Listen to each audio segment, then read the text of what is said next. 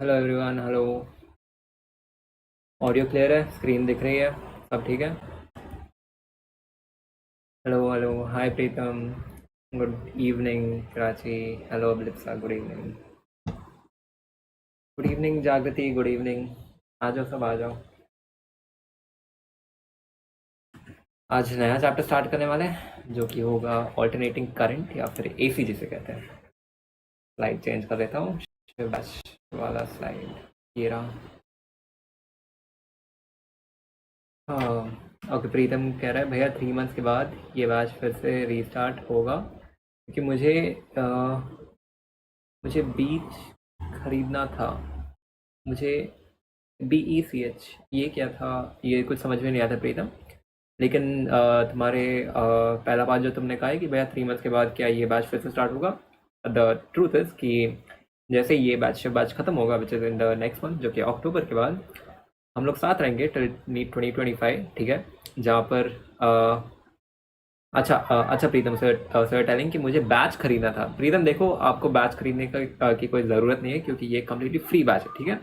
तो फिर you can join and start learning any time. ठीक है। रिकॉर्डेड लेक्चर्स हैं वो तुम देख सकते हो या फिर इससे अगर तुम्हें और कुछ चाहिए which is something more premium and helpful to you which will give you one on one interaction then we have a personal mentorship also. तो उसके और भी तुम देख सकते हो अगर तुम्हें लगता है कि that is gonna be even more helpful to you. क्योंकि पर्सनल मेंटरशिप में क्या मिलेगा? आपको मिलेगा interaction with your personal mentor. उसके साथ आपको मिलेंगे DPP और 30,000 प्लस क्वेश्चन। और आपके mentors are from top most AIIMS institutes. ठीक है। एम्स हो गया, AFMC हो गया, जिपमर हो गया। तो फिर अगर वहीं के स्टूडेंट्स आपको गाइड करेंगे कि वहाँ तक वो लोग कैसे पहुँचे और तुम कैसे पहुँच सकते हो, तो दैट्स अ गुड डील। और जहाँ तक तुम्हारा क्वेश्चन है कि क्या 3 मंथ्स के बाद ये बैच फिर से रीस्टार्ट होगा, तो मैं आपको बता दूं कि जैसे हमारा बैच खत्म होगा विच इज़ इन दी अक्टूबर का मंथ, उसके बाद हम लोग दिसंबर के बाद we are planning for a lot of series. ठीक है। जहाँ पर मैं भी रहूँगा साथ में टिल नीट 2025। और हम लोग अच्छे से रिविजन करेंगे, क्वेश्चन प्रैक्टिस करेंगे, PYQs करेंगे, बहुत कुछ करेंगे अच्छे से। ठीक है। और साथ में रहो बस, नीट 2025 तो फाड़ जाएगा। ठीक है। बहुत अच्छा जाएगा नीट 2025। ठीक है प्रीतम, और कोई डाउट है तो तुम पूछ सकते हो। और मेंटरशिप के बारे में मैं क्लास के एंड में वापस तुम्हें अच्छे से समझा दूंगा। ठीक है। ये था आपका प्राइस वाला था। Personal mentorship is something which you have to pay for. ठीक है। Which was available at a price of 5,000, लेकिन फिर इट वाज reduced टू 3,999। लेकिन if you use my coupon code HITSH4 you get up to 1,000 rupees off. तो ये भी एक अच्छा ऑप्शन है आपके लिए। ठीक है। लेकिन अगर आपको लगता है कि आपके पास अभी उतना पैसा नहीं है, so obviously you can join the free course जहाँ पे मैं पढ़ा रहा हूँ। अगर आप पर्सनल मेंटरशिप लोगे तो मैं वहाँ पे रहूँगा। ठीक है। आपके सारे डाउट सॉल्व करूँगा। और आप डायरेक्टली मुझसे डाउट भी पूछ सकते हैं वहाँ के डाउट फोरम वाले ऑप्शन में। ठीक है। So this was few advantages of personal mentorship over the free batches जो अभी चल रहे हैं, जो कि हमारे शिव बैच है। तो अगर तुम मुझे जानते नहीं हो तो let me introduce myself. I am Hitesh Gupta, your physics educator in Shiv batch, जो कि है कम्प्लीटली फ्री बैच जहाँ पे से 3 मंथ में हम लोग पूरा सिलेबस कंप्लीट करते हैं। And currently we are done with 1 month 20 days। ठीक है। एंड आई गेस हमारा 60% सिलेबस हो ही गया है। बस एक मेजर पोर्शन बाकी है विच इज़ ऑप्टिक्स का, जो कि इस चैप्टर के बाद हम लोग स्टार्ट करेंगे। तो ऑप्टिक्स के बाद सिर्फ छोटे छोटे चैप्टर है जैसे एटम्स हो गए, न्यूक्लियाई हो गया, एंड छोटे छोटे चैप्टर वो तो आसानी से खत्म हो जाएंगे, उसमें कुछ कॉम्प्लेक्स है भी नहीं। बस ऑप्टिक्स एक ऐसा चैप्टर है जिसमें थोड़ा ज़्यादा पढ़ना पड़ेगा। आराम से पढ़ लेंगे, उसके भी सब ट्रिक्स बता दूंगा कैसे सॉल्व करना है क्वेश्चन एंड एवरीथिंग, तो उसका भी टेंशन मत लेना। ठीक है। Hi good evening Aliza. Good evening Dormi. Hi Shubham. तो सब ज्वाइन हो गए? Will start with the class. इसके बाद EMW। हाँ अब लिप्सा वो छोटा सा चैप्टर है तो मैंने सोचा था एक ही क्लास में उसको ख़त्म कर देंगे क्योंकि उसके अंदर ज़्यादा कुछ है नहीं, छोटा सा ही चैप्टर है। मैंने कहा था कि मेजर चैप्टर जो उसके बाद है वो ऑप्टिक्स है ना। तो शुरू करते क्लास के साथ। Will begin with AC। I guess सब लोग आ ही गए होंगे। और एक और चीज़ गूगल मीट के बारे में। तो फिर द प्लान है कि कल सुबह मैं एक वीडियो पोस्ट करूँगा। ठीक है। जहाँ पे मैं टेलीग्राम पे बता दूंगा। डोरमी भैया ऑप्टिक्स समझ में नहीं आती, मैं हूँ ना, साथ में पढ़ेंगे अच्छे से समझ लेंगे। ठीक है। क्वेश्चन प्रैक्टिस भी करेंगे, तुम खुद देख लेना कि तुमसे क्वेश्चन सॉल्व होंगे। ठीक है। बस क्लासेस ढंग से अटेंड करना, क्वेश्चन प्रैक्टिस वाले लेक्चर भी अटेंड करना डोरमी। ठीक है। Okay, coming back to the Google Meet का टॉपिक। तो फिर द प्लान है कि कल सुबह मैं एक वीडियो पोस्ट करूंगा ऑन टेलीग्राम, ठीक है, जहाँ पर मैं आपको बताऊंगा कि गूगल मीट पे क्या क्या होगा, और उसके कमेंट सेक्शन में you can write your name if you are interested for the Google Meet, ठीक है। एंड उसके बाद कल शाम में हमारा गूगल मीट होगा। टाइमिंग्स मैं आपको कल बता दूंगा, क्योंकि अभी तक मैंने टाइमिंग एग्जैक्ट कंफर्म नहीं किया है, ठीक है। तो फिर कल सुबह मैं टाइमिंग कंफर्म करके बता दूंगा टेलीग्राम पे। एंड देन आप कॉमेंट मतलब वो वीडियो के कमेंट सेक्शन में you can write your name, और फिर मैं अलाउ कर दूंगा स्टूडेंट्स को। और द थिंग इज कि मैं सिर्फ 15 to 20 स्टूडेंट्स को ही अलाउ करूंगा, क्योंकि मैं चाहता हूँ ताकि मैं पर्सनल मतलब एक तरीके से वन ऑन वन मेंटरशिप ही दे पाऊँ तुम्हें, एटलीस्ट फॉर वन सेशन, जहाँ पे मैं बताऊंगा कि आगे कैसे करना है, क्या करना है, टेस्ट के बाद कैसे इंप्रूव करना है, फिजिक्स का डर कैसे निकालना है, कॉन्फिडेंस कैसे बढ़ाना है, एंड एवरीथिंग, ठीक है ना। तो कल होगा गूगल मीट, तो जितने भी स्टूडेंट्स इंटरेस्टेड है वो लोग ज्वाइन कर लेना, ओके। तो चलो स्टार्ट करते हैं क्लास के साथ आज का नया चैप्टर, विच इज एसी, या फिर हम लोग कह सकते हैं ऑल्टरनेटिंग करंट, ठीक है। तो देखो, जो करंट है ना, एक सेकेंड कलर चेंज कर लेता हूँ, ये ठीक है। हाँ जी, ओके, लेट्स बिगिन। तो देखो, हमें पता है कि करंट क्या है। करंट क्या है? It is nothing but rate of flow of charge, यानी कि charge per unit time is called current. तो फिर करंट के अंदर दो क्लासिफिकेशन हम लोग ब्रॉडली करते हैं, ठीक है। एक होता है डीसी और एक होता है एसी। एक होता है डीसी, डीसी का मतलब क्या है? डायरेक्ट करंट, ठीक है। और एसी क्या होता है? Alternating current. नाम से हमें पता चल रहा है कि कुछ तो ऑल्टरनेट हो रहा है इस चीज़ में, ठीक है। और डायरेक्ट करंट में कुछ स्टेबल है, मतलब ऐसे समझ लो कि डायरेक्ट करंट में कुछ भी फ्लक्चुएशंस नहीं है, ठीक है। अगर वो एक डायरेक्शन में जा रहे हैं तो फिर वो उसी डायरेक्शन में जाता है। अगर मैग्नीट्यूड उसका एक्स है तो फिर वो एक्स ही रहेगा, वो चेंज नहीं होता। लेकिन the main advantage of AC is कि इसका magnitude and direction changes with respect to time periodically, ठीक है। ये वर्ड इंपॉर्टेंट है, पीरियोडिकली। इसका मतलब क्या है? अगर मैं एक ग्राफ के मीडियम से समझाऊं तो फिर एसी का ग्राफ कुछ ऐसा आएगा। सबसे पहला चीज, इस ग्राफ को देख के डरो मत, ये बस एक सिंपल रिप्रेजेंटेशन है, ठीक है। मैं समझाता हूँ। देखो, यहाँ पे हम लोग देख सकते हैं कि इस ग्राफ का नोटेशन कुछ ऐसे, ठीक है, जहाँ पे यहाँ पे पॉजिटिव हाफ है, यहाँ पे नेगेटिव हाफ है, फिर यहाँ पे पॉजिटिव हाफ है, ठीक है। तो फिर ये क्या सिग्निफाई कर रहा है? मान लो ये कंप्लीट हमारा एक साइकिल है यहाँ तक, ओके। एक साइकिल क्या होता है? मतलब एक इवेंट जब कंप्लीट होता है तो फिर उसे हम लोग एक साइकिल बोलते हैं, ठीक है। तो फिर यहाँ पर जो करंट का वैल्यू है वो पॉजिटिव है, ठीक है। और फिर यहाँ पर करंट का वैल्यू नेगेटिव है, फिर यहाँ पे करंट का वैल्यू पॉजिटिव है, ठीक है। तो फिर यहाँ पे चेंज क्या हो रहा है? यहाँ पे जब मैं कहता हूँ कि करंट का वैल्यू नेगेटिव हो रहा है, इसका मतलब क्या है कि करंट नेगेटिव में फ्लो हो रहा है? नहीं, इसका मतलब ये है कि स्टार्टिंग में अगर करंट इस डायरेक्शन में फ्लो हो रहा था, तो फिर सेकेंड में जो होगा करंट ऑपोजिट डायरेक्शन में फ्लो होगा। जब वो ऑपोजिट डायरेक्शन में फ्लो होता है, इसके लिए हम लोग लिखते हैं नेगेटिव। तो फिर यहाँ पे जो नेगेटिव करंट है ना, इसका मतलब ये नहीं है कि करंट का मैग्नीट्यूड नेगेटिव हो जा रहा है, इसका मतलब कि वो डायरेक्शन बदल रहा है, इनिशियल डायरेक्शन के ऑपोजिट चल रहा है वो, इसीलिए हम लोग कहते हैं नेगेटिव हो जाता है, ठीक है। तो एसी में मान लो स्टार्टिंग में करंट ऐसे बढ़ रहा था इन फॉरवर्ड डायरेक्शन, फिर नेक्स्ट स्प्लिट सेकंड में वो पीछे जाएगा, फिर नेक्स्ट स्प्लिट सेकंड में वो आगे जाएगा, फिर वो पीछे जाएगा, फिर आगे, फिर पीछे, आगे पीछे, आगे पीछे। इसीलिए ये ऑल्टरनेट करते रहता है इन टर्म्स ऑफ डायरेक्शन, ठीक है। इसीलिए हम लोग ऐसे कहते हैं ऑल्टरनेटिंग करंट, ठीक है। और इसका मैग्नीट्यूड जो है वो भी फ्लक्चुएट होता है, ठीक है। जैसे स्टार्टिंग में होगा 5 एम्पियर्स, फिर उसके बाद पॉजिटिव 5 होगा, फिर होगा नेगेटिव 5 एम्पियर्स, ठीक है। तो ऐसे ये फ्लक्चुएट होता है। तो फिर अगर आपको एसी का एग्जैक्ट डेफिनेशन चाहिए तो वो होता है the direction and magnitude of current changes with respect to time periodically, such current is known as AC या फिर ऑल्टरनेटिंग करंट। वेरएज डीसी में क्या होता है? उसका मैग्नीट्यूड एंड डायरेक्शन फिक्स रहता है। अगर उसका मैग्नीट्यूड 5 एम्पियर्स है तो 5 एम्पियर्स ही रहेगा, पॉजिटिव 5 एम्पियर्स ही रहेगा, और वो एक ही डायरेक्शन में फ्लो होगा। लेकिन एसी के टर्म में वो ऑपोजिट डायरेक्शन में फ्लक्चुएट होता रहता है। इतना सबको समझ में आ गया? All clear?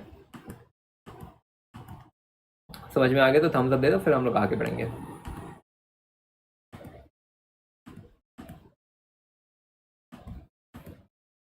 सबको समझ में आ गया? Crystal clear?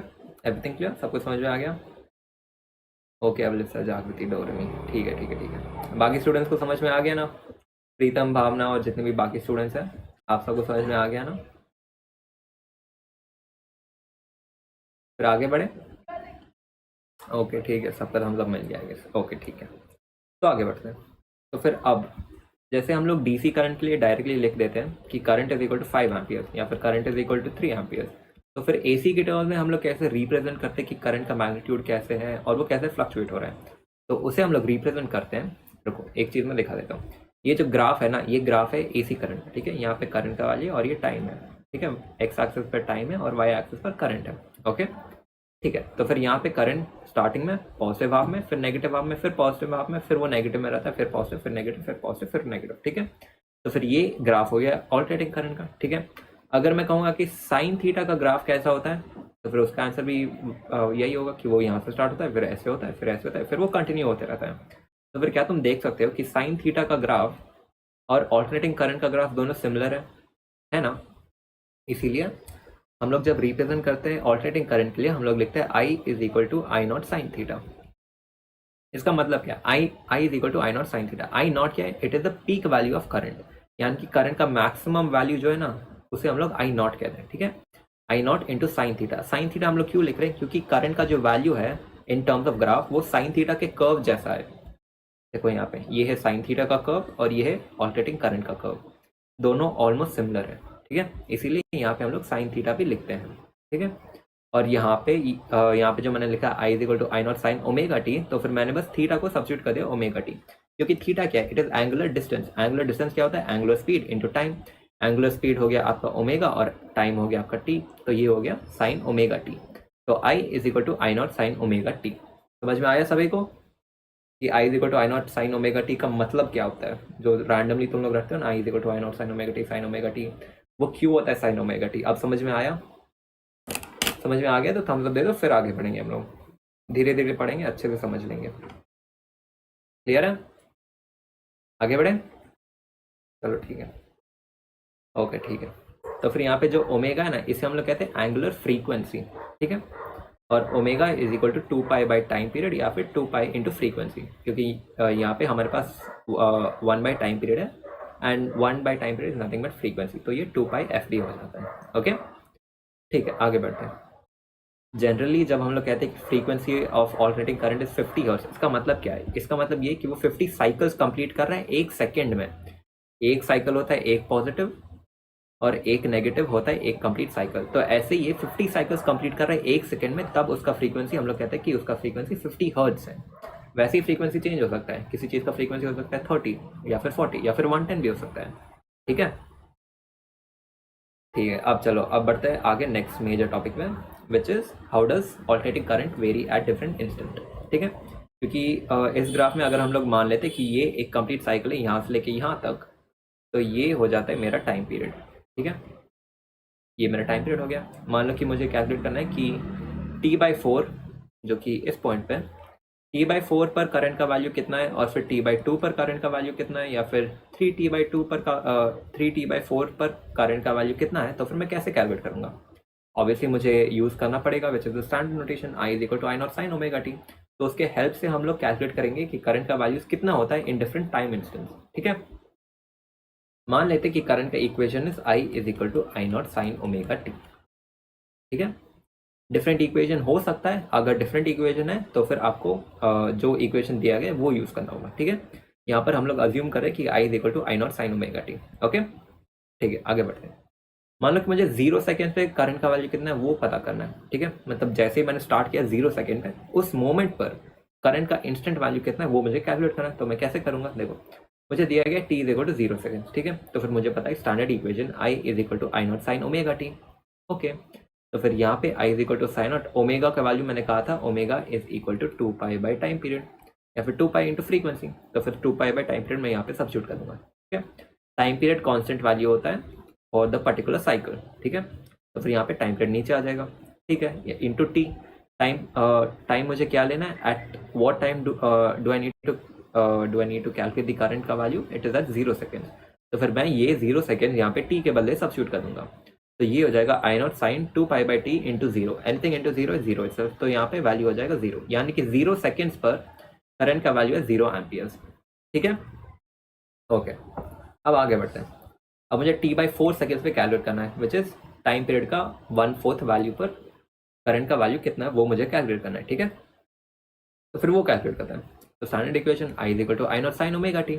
ओमेगा मुझे पता है कि omega is equal to 2 pi by time period, ठीक है। तो I is equal to I naught sine 2 पाई/t into t, this is small t, और मुझे कैलकुलेट करना है t/4 के वैल्यू पर। तो मैं ये t/4 का वैल्यू यहाँ पे सब्स्टिट्यूट कर दूंगा टाइम के बदले, ये हो जाएगा t/4, तो यहाँ से टाइम पीरियड कैंसिल आउट हो जाएगा और यहाँ से 2 और 4 कैंसिल होकर 2 दे देंगे। तो ये हो जाएगा I is equal to I naught into sine पाई/2 यानी कि 180/2 जो कि होता है 90 degree, and sine 90 is equal to 1 यानी कि दिस होल टर्म बिकम्स 1। तो फिर यहाँ पे I is equal to I naught हो जाएगा which is the peak value. तो फिर ग्राफ पर प्लॉट करके देखते हैं। मान लो यहाँ पर this is the whole time period, ठीक है, और मुझे पता है कि 0 सेकेंड्स पर करंट का वैल्यू क्या है, इट इज 0 एम्पियर्स। तो फिर 0 सेकेंड्स है यहाँ पे और यहाँ पे करंट का वैल्यू भी है 0, ठीक है। अब यहाँ पे t/4 सेकेंड्स पर करंट का वैल्यू है peak value which is I naught, ठीक है। तो ये हो गया t/4 सेकेंड्स और यहाँ पे करंट का value is maximum which is I not. देखा, ग्राफ से भी जस्टिफाई हो गया।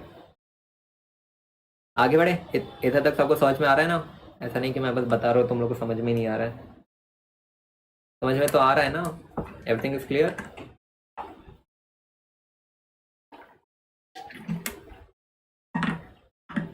ठीक है आगे बढ़ते।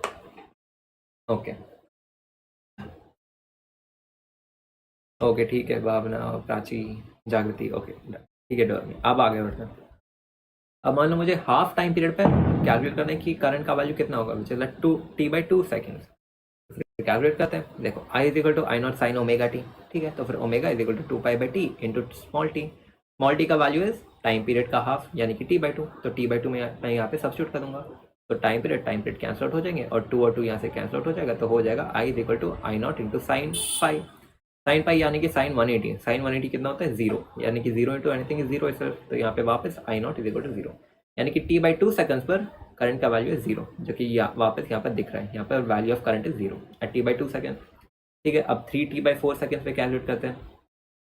तो I is equal to I naught sine omega T, omega is 2π by time period. यहाँ पे t के बदले हम लोग सब्स्टिट्यूट करेंगे 3t/4, तो यहाँ से t और t कैंसिल आउट हो जाएगा और 2 और 4 यहाँ से 2 हो जाएंगे और ये हो जाएगा I is equal to I naught sine 3π/2 which is 270 degree और साइन 270 इज नथिंग बट -1। तो फिर ये हो जाएगा I is equal to negative I naught. तो यहाँ से वापस देखो 3t/4 के वैल्यू पर करंट का value is negative I naught, ठीक है, which is peak value but in terms of negative, यानी कि ऑपोजिट डायरेक्शन पर ये पीक वैल्यू पर है, ठीक है।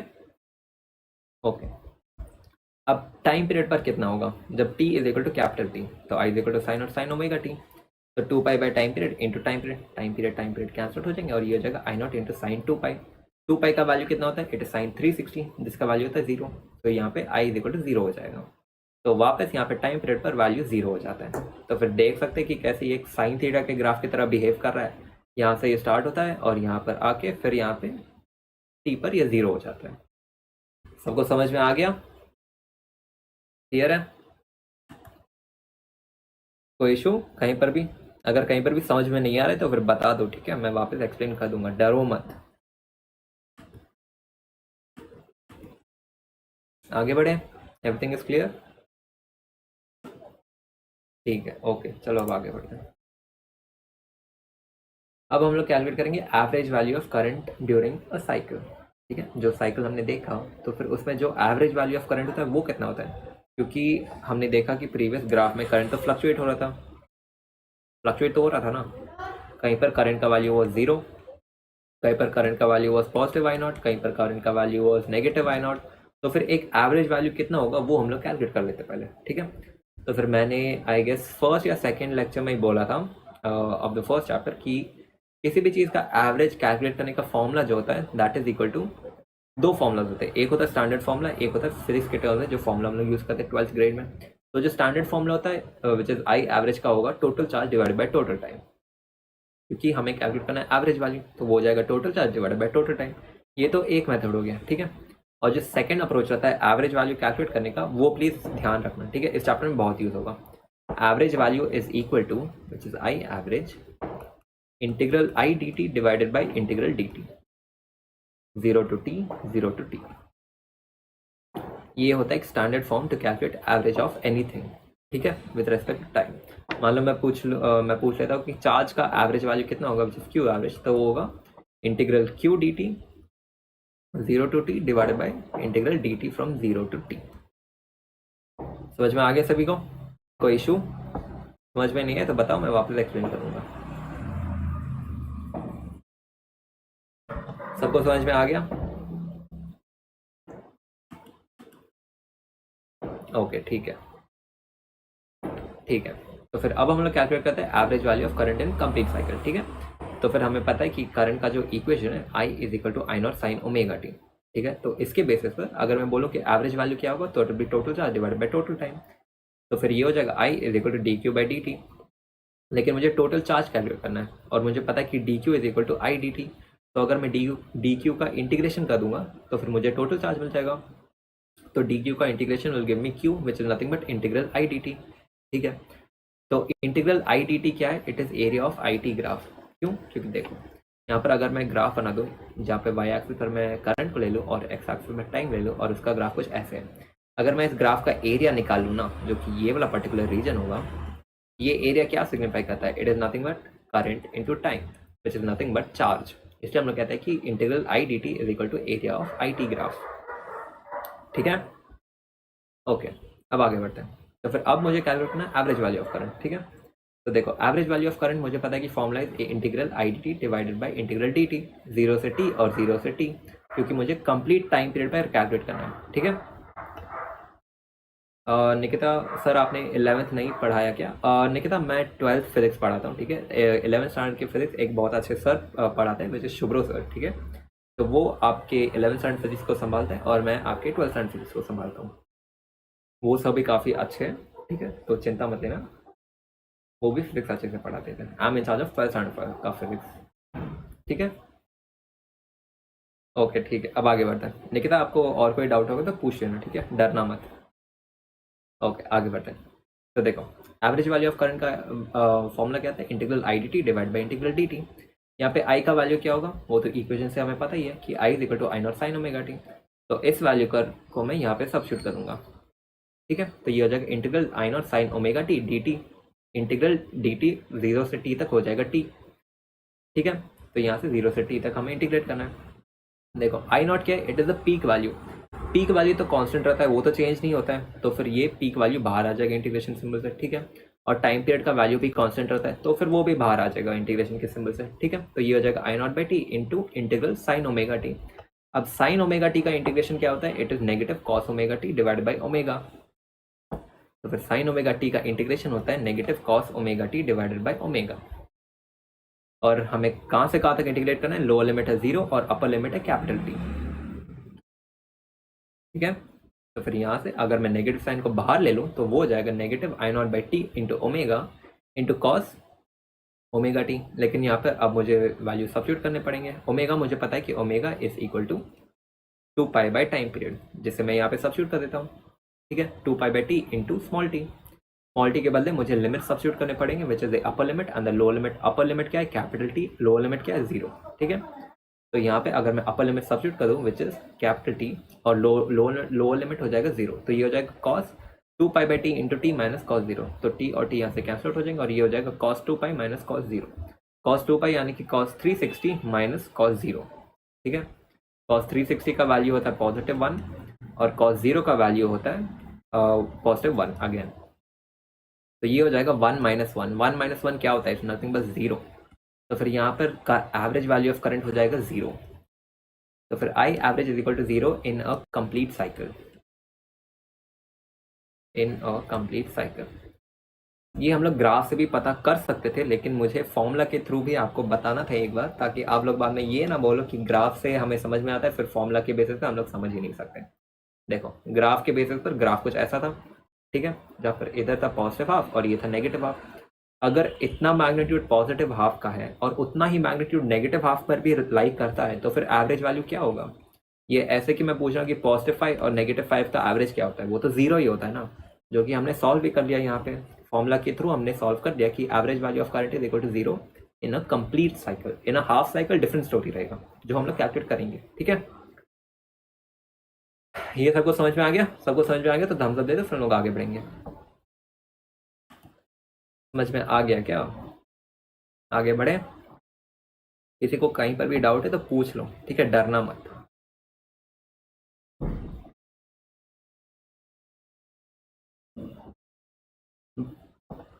निकिता वीक में 3 बार क्लास होती है। निकिता फिक्स शेड्यूल तो नहीं है, लेकिन रफली अगर मैं कहूँ तो वीक में 2 से 4 क्लासेस हो जाते हैं। फ्लक्चुएट होता है, कभी 2 क्लास होता है, कभी 3 होता है, कभी 4 भी हो जाता है।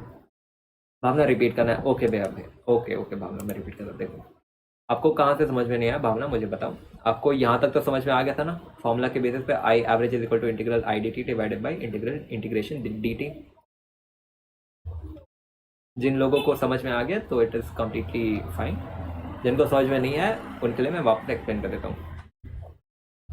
भावना आपको यहाँ तक तो समझ में आ गया था ना, ये फॉर्मूला तक, ओके। फॉर्मूला के बाद से आपको समझ में नहीं आया था, ठीक है। देखो यहाँ पे इंटीग्रल आई डी टी है, आई का वैल्यू क्या है, विच इज करंट का वैल्यू, जो कि यहाँ पर है ही, फिर मैंने स्टार्टिंग में लिखा था current is equal to I naught sine omega T, तो फिर मैं करंट के बदले I naught sine omega t substitute कर दूंगा, ठीक है। तो ये हो जाएगा integral I naught sine omega T D T, ठीक है।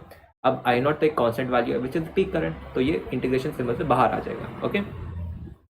अब डी टी का integration is nothing but capital T, तो कैपिटल टी में नीचे लिख लूंगा जो कि कांस्टेंट वैल्यू, तो ये भी बाहर आ जाएगा इंटीग्रेशन सिंबल से, ठीक है। तो ये हो जाएगा I naught by T into integration sine omega T. अब यहाँ पे कुछ नहीं करना है, सिर्फ साइन ओमेगा टी का इंटीग्रेशन करना है। साइन ओमेगा टी का इंटीग्रेशन होता है cos omega t divided by omega, negative cos omega t divided by omega, ठीक है। ये मैथ का फॉर्मूला है, ठीक है ना। तो यहाँ पे ये हो जाएगा negative cos omega t divide by omega, zero से लेकर टी तक हमें इंटीग्रेट करना है, ठीक है। लेकिन ओमेगा भी एक कॉन्स्टेंट वैल्यू है, तो ये वापस ब्रैकेट से बाहर आ जाएगा, ठीक है।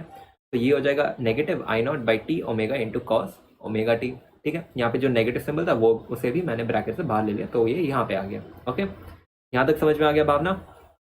Nikita and how to send doubts, Nikita अगर आपको डाउट्स पूछना है तो फिर आप आपके पास कुछ ऑप्शन है, जैसे आप डायरेक्टली अभी पूछ सकते हो, ठीक है, which is through the live class, ठीक है। उसके बाद सेकंड चीज़, आपके पास डिस्कशन ग्रुप भी है टेलीग्राम पर शिव बैच का, ठीक है। उसके बाद थर्ड चीज़, आप ज्वाइन कर सकते हो द पर्सनल मेंटरशिप प्रोग्राम, ठीक है, जहाँ पर आपके पास डाउट फोरम अवेलेबल है, जहाँ पर मैं रहता हूँ ऑल द टाइम। आप बस अपना डाउट भेज दो और मैं रिप्लाई कर देता हूँ with in 24 hours with video solution या फिर विथ इमेज या फिर डायग्राम, जैसे भी आपको समझ में आता है, ठीक है। तो these are few ways in which you can ask your doubt, या फिर अगर आपको और एक मेथड चाहिए तो फिर आप वीडियो के कमेंट सेक्शन पर लिख सकते हैं अपना डाउट, और फिर मैं नेक्स्ट क्लास में वो एक्सप्लेन कर देता हूँ। Okay Bhavna, coming back to you, यहाँ तक तो समझ में आ गया, ठीक है। तो अब करंट का value is negative I naught by T omega into cos omega T, ठीक है। लेकिन ओमेगा का value is 2 pi by time period, तो 2 पाई बाई टाइम पीरियड को मैं यहाँ पे सब्स्टिट्यूट कर दूंगा, तो ये हो जाएगा cos 2 pi by T into small T, ठीक है। तो यहाँ पे अब मैं लिमिट सब्स्टिट्यूट करूंगा, which is upper limit and lower limit. Upper limit is capital T, lower limit is 0। तो यहाँ पे अपर लिमिट हो जाएगा कैपिटल टी, तो टी और टी कैंसल आउट कर लेंगे एक दूसरे को, ठीक है। और यहाँ पे लोअर लिमिट है 0, तो ये हो जाएगा cos 2 pi minus cos 0। cos 2 पाई यानी कि cos 360, जिसका वैल्यू होता है +1, और cos 0 का वैल्यू भी होता है +1, तो ये हो जाएगा 1 माइनस 1। अब 1 माइनस 1 क्या होता है, नथिंग बट 0, तो एनीथिंग इंटू 0 इज 0, तो फिर average value of current is equal to 0। समझ में आया भावना? क्लियर? हम लोग तो फिर आगे बढ़ेंगे। समझ में आया?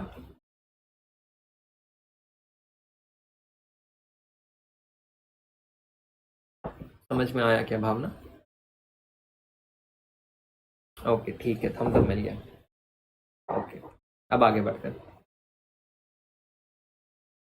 ओके। अब हम लोग कैलकुलेट करेंगे हाफ साइकिल में क्या सिचुएशन होता है, क्योंकि हमें पता है कि फुल साइकिल में तो average value of current is 0, तो फिर अब हाफ साइकिल में क्या होता है, क्या average value of current different रहता है, हम लोग कैलकुलेट कर लेते हैं। इसके दो मेथड हो सकते हैं। एक तो ऐसा है कि आप डायरेक्ट ग्राफ को देख कर ही बोल दो कि एवरेज वैल्यू ऑफ करंट क्या होगा। Second method is formula apply करके सॉल्व कर लेते हैं। सबसे पहले फॉर्मूला अप्लाई कर लेते हैं, I equal to I naught sine omega T. अब इस सिचुएशन पर भी हमें सेम फॉर्मूला यूज करना है, लेकिन लिमिट चेंज हो जाएगी। लिमिट होगा 0 से लेके t/2 तक, क्योंकि हमें हाफ साइकिल चाहिए, ठीक है। तो lower limit will be 0 and upper limit will be capital t/2, ठीक है। तो I is equal to I naught sine omega T integration, तो आई नॉट बाई t/2 आ जाएगा, क्योंकि integration of D T nothing but t, और limit है t/2, तो ये t हो जाएगा t/2, ठीक है। तो ये t/2 नीचे आ जाएगा, ओके। तो ये हो जाएगा I not divide by t/2, और साइन ओमेगा टी का इंटीग्रेशन है negative cos omega t divide by omega, तो ये यहाँ पे सब्स्टिट्यूट हो जाएगा, और लोअर लिमिट है 0, अपर लिमिट है t/2, तो यहाँ से ओमेगा बाहर आ जाएगा क्योंकि वो एक कॉन्स्टेंट वैल्यू, तो ये हो जाएगा negative I naught by t/2 into omega. तो अपर लिमिट है t/2, तो फिर यहाँ पे cos 2 pi by T into t/2 हो जाएगा, which is upper limit minus lower limit which is nothing but 0। तो यहाँ से t और t कैंसल आउट का हो जाएंगे, और 2 और 2 कैंसल आउट हो जाएगा, और ये हो जाएगा cos पाई माइनस cos 0, ठीक है। और cos पाई होता है cos 180, और cos 0 होता है विच इज +1, और cos 180 होता है -1, तो ये हो जाता है -1 -1 विच इज नथिंग बट -2। ठीक है, तो फिर यहाँ पे ब्रैकेट के अंदर हो जाएगा -2।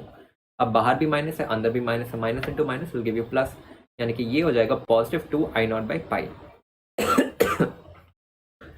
समझ में आया सभी को? यहाँ पर पाई कैसा है सबको समझ में आया? यहाँ पे देखो डिनोमिनेटर क्या है, T/2 इंटू ओमेगा। ओमेगा का वैल्यू क्या है, it is 2π by time period. यहाँ से टाइम पीरियड कैंसिल, 2 कैंसिल और बचेगा सिर्फ पाई, जिसे मैंने यहाँ पे लिख दिया है। तो average value of current is 2I/π। सबको समझ में आ गया? All clear?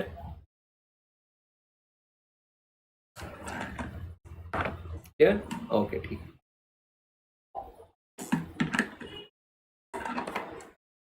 ठीक है, तो फिर हाफ साइकिल में average value of current is 2I0/π। ठीक, दिस इज हाफ साइकिल, हमेशा याद रखना। हाफ साइकिल में वैल्यू होता है 2I0/π और फुल साइकिल में होता है 0। इन केस करंट का equation is I0 sin ω t। अगर इक्वेशन कुछ और हो गया तो फिर आपको कैलकुलेट करना पड़ेगा। अगर standard equation which is I = I0 sin ω t है, only in that situation full cycle में average value of current is 0 and half cycle में इट इज 2I0/π। सबको समझ में आ गया? All clear? ठीक है, ओके, आगे बढ़ते हैं। अब 4 फॉर्मूलाज हैं, ठीक है, जिसे आप याद रखो तो काफ़ी हेल्प होगा इस चैप्टर में। ठीक है, क्योंकि इस चैप्टर में काफ़ी इंटीग्रेशन रहता है और हम लोग नीट देने वाले हैं जहाँ पर मैथ होता नहीं है, तो फिर हम लोग इंटीग्रेशन ज़्यादातर स्टूडेंट स्किप कर लेते हैं।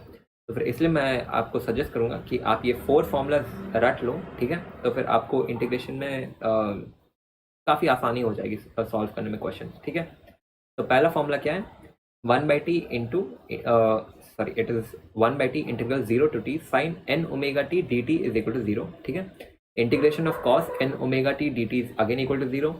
Integration of sin square omega t dt is equal to 1/2 and integration of cos square omega t dt is equal to 1/2। ठीक है, या तो इन 4 फॉर्मूलाज को याद कर लो या फिर आप बैठ के इंटीग्रेशन कर लो पूरे क्वेश्चन में। अगर पूरे क्वेश्चन में इंटीग्रेशन करना है तब तो मतलब बहुत सारा टाइम वेस्ट हो जाएगा, तो इसके बदले मैं आपको सजेस्ट करूंगा कि बस इन 4 फॉर्मूलाज को याद कर लो। ठीक है, 1/t into integration sine n omega t dt is equal to 0 and cos n omega t dt का integration is equal to 0, sine square omega t dt का integration is equal to 1/2 and cos square omega t dt का integration is equal to 1/2। जहाँ पर square है वहाँ पे value है 1/2 और जहाँ पे स्क्वायर नहीं है वहाँ पे वैल्यू इज 1/2। रिया स्टार्ट में 1/t क्यों लिखा है, because these are nothing but average value. ठीक है, ये होता है एवरेज वैल्यू या फिर मीन वैल्यू होता है। हाँ प्राची, याद रखेंगे तो इजी होगा और टाइम भी सेव होगा। जैसे देखो इस फॉर्मूला में यहाँ पर ये था ना, मेरे को मैं प्रीवियस इससे ही दिखा देता हूँ।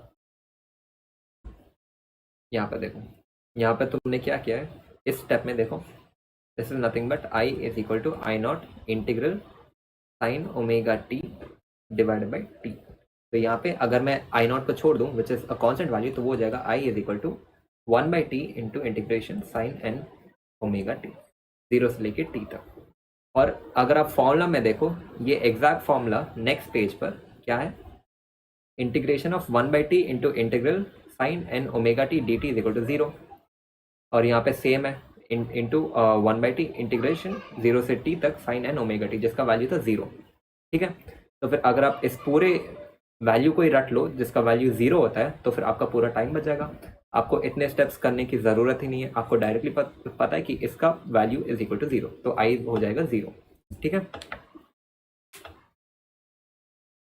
अब लिप्सा लेकिन अगर 0 to t के लिए इंटीग्रेशन दिया है फिर आपको पूरा करना पड़ेगा। हाँ लिप्सा, लेकिन जनरली 0 से t/2 तक एग्जाम में पूछते नहीं है, जनरली 0 से t तक ही पूछते हैं एग्जाम में। इसीलिए 4 स्टैंडर्ड फॉर्मूला थे जिसे अगर आप याद रख लो तो फिर आपका ही टाइम बच जाएगा एग्जाम में। ठीक है, समझ में आ गया कैसे अप्लाई करना है, कहाँ पे अप्लाई करना है? एग्जाम्पल से भी मैंने दिखा दिया, प्रीवियस एग्जाम्पल में भी हम लोग यूज़ कर सकते थे, लेकिन मैंने पहले आपको सही ढंग से बताया कि फॉर्मूला के अकॉर्डिंग कैसे होता है, फिर अब मैं आपको शॉर्टकट बता रहा हूँ। ये 4 शॉर्टकट याद रख लो। ठीक है, काफ़ी हेल्प होगा। ओके क्लियर है, आगे बढ़े।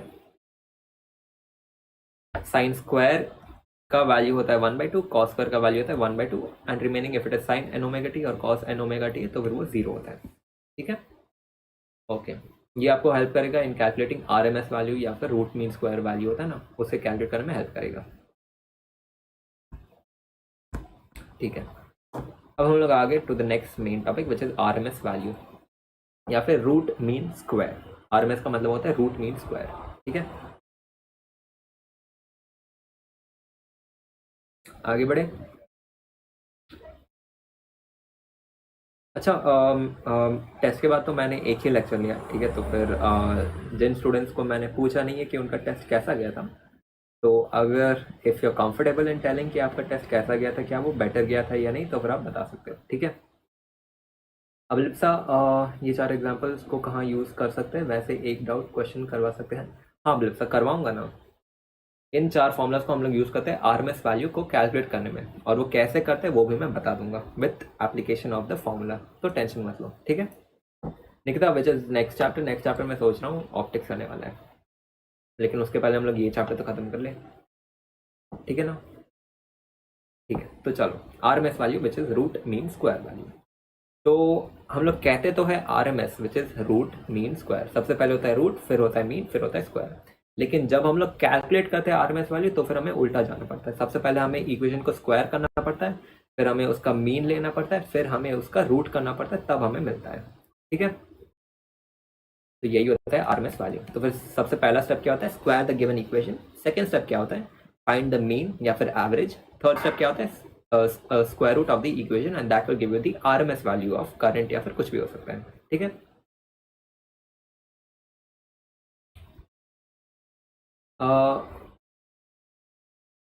अब लिप्सा अच्छा गया था, 2 क्वेश्चन गलत हुए फिजिक्स में। ओके अब Lipsa, that's not an issue. अगर सिर्फ 2 क्वेश्चन गलत हुए थे तो you can definitely improve on that, and next test में बेटर मार्क्स आएंगे। ठीक है निकिता, तब से ज्वाइन क्या, तब से ज्वाइन करूँ क्या, ये मिडिल ऑफ द चैप्टर से समझ नहीं आ रहा है। निकिता देखो, अगर आपको मिडिल ऑफ द चैप्टर से समझ में नहीं आ रहा है ना, तो फिर इस वीडियो के स्टार्टिंग में जाओ और वहाँ से देखो। ठीक है, क्योंकि ये एक न्यू चैप्टर है। ठीक है, तो फिर इस चैप्टर के लिए आपको प्रीवियस नॉलेज ज़रूरी नहीं है ऑफ द प्रीवियस चैप्टर, आप इस फ्रेश चैप्टर से स्टार्ट कर सकते हो। ठीक है, इस लेक्चर के स्टार्ट में जाओ, वहाँ से देख लो, ज़्यादा नहीं, बस आपको 20 मिनट्स एक्स्ट्रा लगेंगे। ठीक है, लेकिन वो 20 minutes will be worth it. ठीक है, तो फिर इसलिए अगर आपको यहाँ से समझ में नहीं आ रहा है तो फिर आप लेक्चर के स्टार्ट से देख सकते हो। ठीक है ना, because these 20 minutes will be very precious. ठीक है, क्योंकि ये जो नॉलेज है 20 मिनट्स में वो ज़रूरी है। ओके ठीक है प्राची, इस बार तो बहुत क्वेश्चन गलत हो गए थे। हाँ प्राची, मैंने आपका देखा भी था डाउट फोरम पर, आपने बोला था और मैंने रिप्लाई भी कर दिया था उसका, लेकिन उसके डीमोटिवेट नहीं होता है, नेक्स्ट टेस्ट में कम बैक करना है। ठीक है, बेटर कम बैक करना है नेक्स्ट टेस्ट में।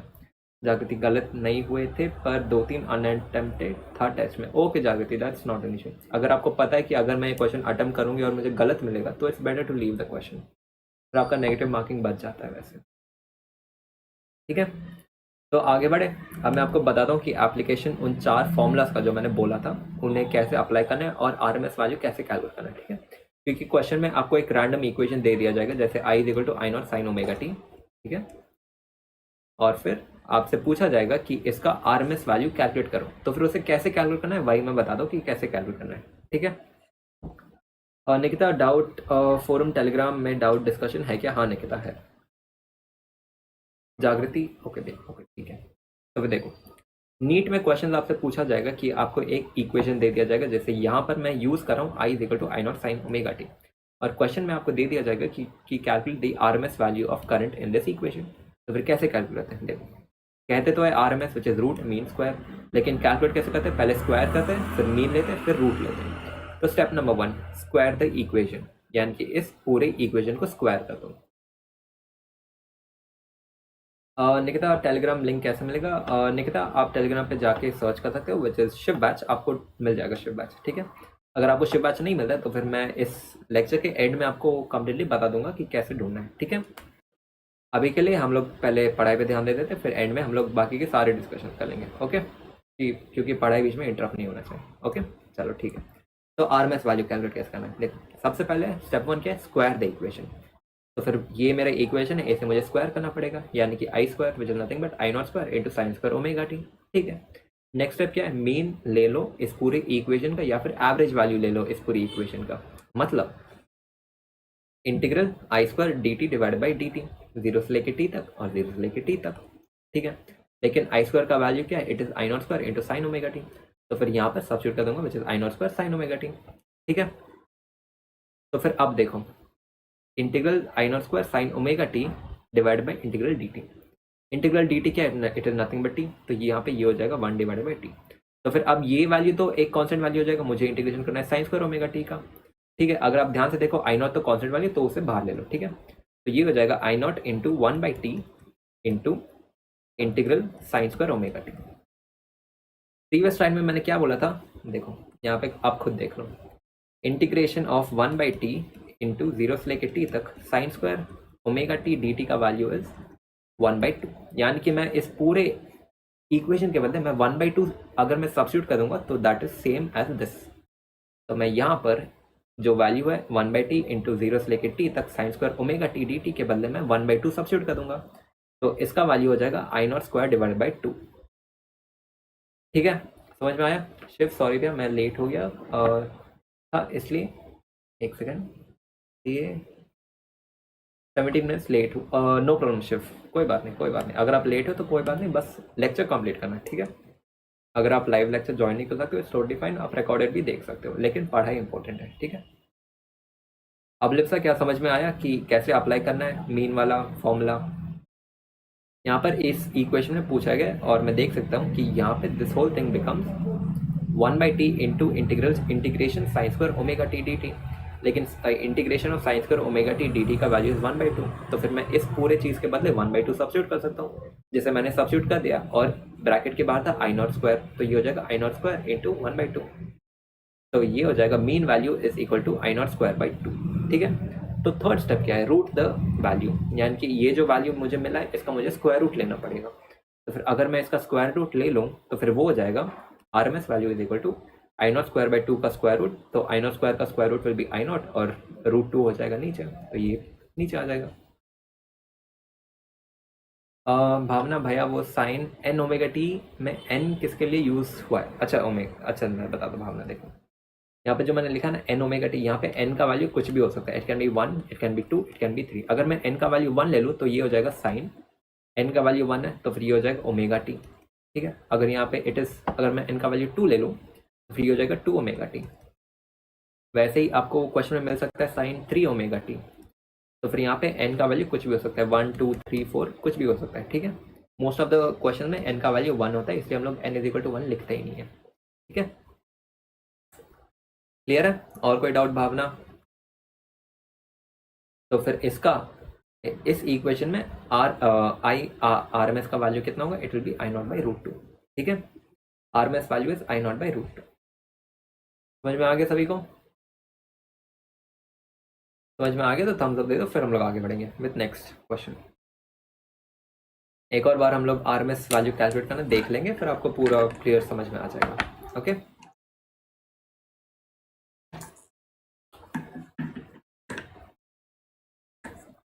ओके ठीक है, ओके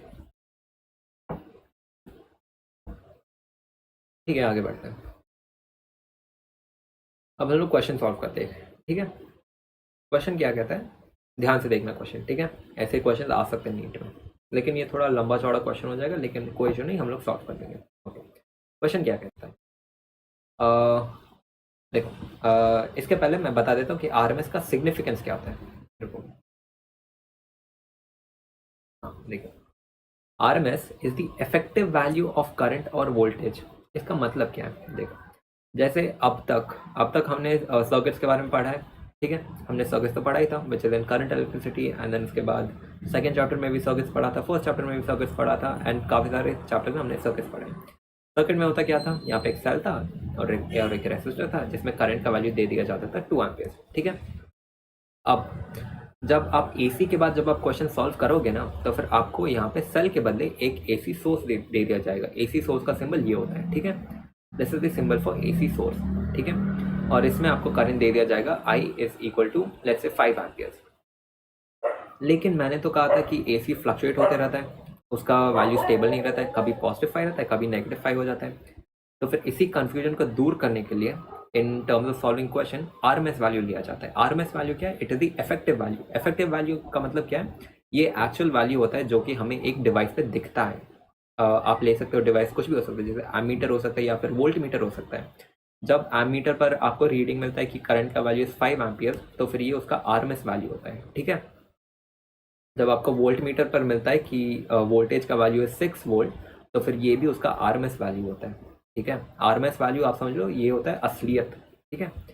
सर्किट में लेट्स से कि यहाँ पे इसका peak value I naught is equal to 10 amperes, लेकिन ये सर्किट में दे रहा है 5 एम्पियर्स। तो फिर ये 5 एम्पियर्स क्या है, this is the RMS value. RMS value वो होता है जो हमें डिवाइसेस में दिखता है, ठीक है। या फिर अगर मुझे क्वेश्चन सॉल्व करने टाइम मुझे एसी सोर्स को चेंज करना है डीसी सोर्स में, तब भी करंट का वैल्यू सेम होगा विच इज 5 एम्पियर्स, लेकिन 5 एम्पियर्स क्या है, it is the RMS value. अगर मुझे क्वेश्चन सॉल्व करना है जहाँ पर मुझे एसी को डीसी में कन्वर्ट करना है, तो फिर मैं डिफरेंट डिफरेंट वैल्यूज लेकर तो नहीं बैठ सकता हूँ ना एग्जाम में, एक ही वैल्यू मुझे कंसिडर करना पड़ेगा। वो वैल्यू क्या होगा, it will be the RMS value, ठीक है। और जो क्वेश्चन में आपको दिया जाता है कि current is equal to 10 ampere या फिर 12 एम्पियर, वो आरएमएस वैल्यू ऑफ करंट होता है, ठीक है। वो पीक वैल्यू ऑफ करंट नहीं होता है। सिग्निफिकेंस समझ में आया, आरएमएस वैल्यू का क्या होता है significance, it is the effective value of current और वोल्टेज, ठीक है। समझ में आया, थम्स अप तो दे दो। वैसे अगर मैं कह दूं कि वोल्टेज के लिए E is equal to E naught sine omega T, तो फिर इस सिचुएशन में अगर मैं पूछूंगा कि आरएमएस वैल्यू क्या होगा वोल्टेज का, तो वो हो जाएगा B naught by root two, ठीक है। अगर ईएमएफ का equation is E is equal to E naught sine omega T, ठीक है। ठीक है, अब एक क्वेश्चन सॉल्व करते हैं। क्वेश्चन क्या कहता है, instantaneous value of current, instantaneous value of current is I is equal to I1 sin omega t plus I2 cos omega t. Calculate the RMS value of current, ठीक है। ये हमारा question है और हमें कैलकुलेट करना है कि RMS वैल्यू कितना है, ओके ठीक है। तो कैलकुलेट कर लेते हैं। देखो सबसे पहले हम लोग स्टेप वाइज जाएंगे, ठीक है। हमें कैलकुलेट करना है RMS वैल्यू। तो सबसे पहले हमें स्क्वायर करना होगा इक्वेशन को। सेकेंड स्टेप क्या होगा, इक्वेशन का मीन या फिर एवरेज वैल्यू ले लो। थर्ड स्टेप क्या होगा, रूट द होल इक्वेशन, ठीक है।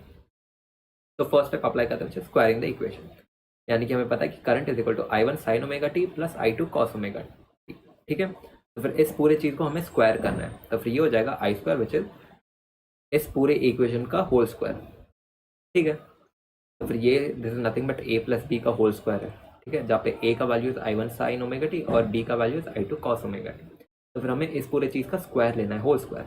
तो वो हो जाएगा I1 square plus sine square omega T plus I2 square cos square omega T plus 2 I1 I2 sine omega T cos omega T.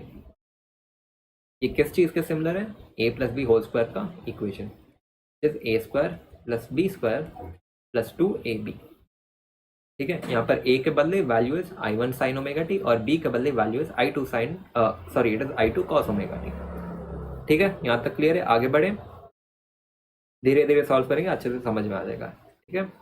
तो फर्स्ट स्टेप हो गया which is squaring the equation, तो s is done. Next step क्या है, mean या फिर average of the equation, ठीक है। तो फिर उसे भी कर लेते हैं। अब मीन लेना है या फिर एवरेज, तो वो क्या होगा, आई स्क्वायर का एवरेज लेना है हमें, ठीक है। तो फिर ये हो जाएगा I1 square into integration sine square omega T D t, zero से लेकर टी तक, I2 whole square 1/t into cos square omega T D t integration zero से लेकर टी तक, ठीक है। फिर उसके बाद यहाँ पे ये हो जाएगा 2 आ जाएगा बाहर, ठीक है।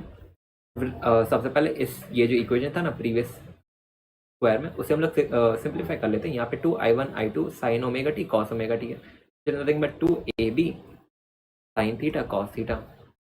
इसे हम लोग सिंप्लीफाई कर सकते हैं into this whole thing is equal to sine 2 theta, ठीक है।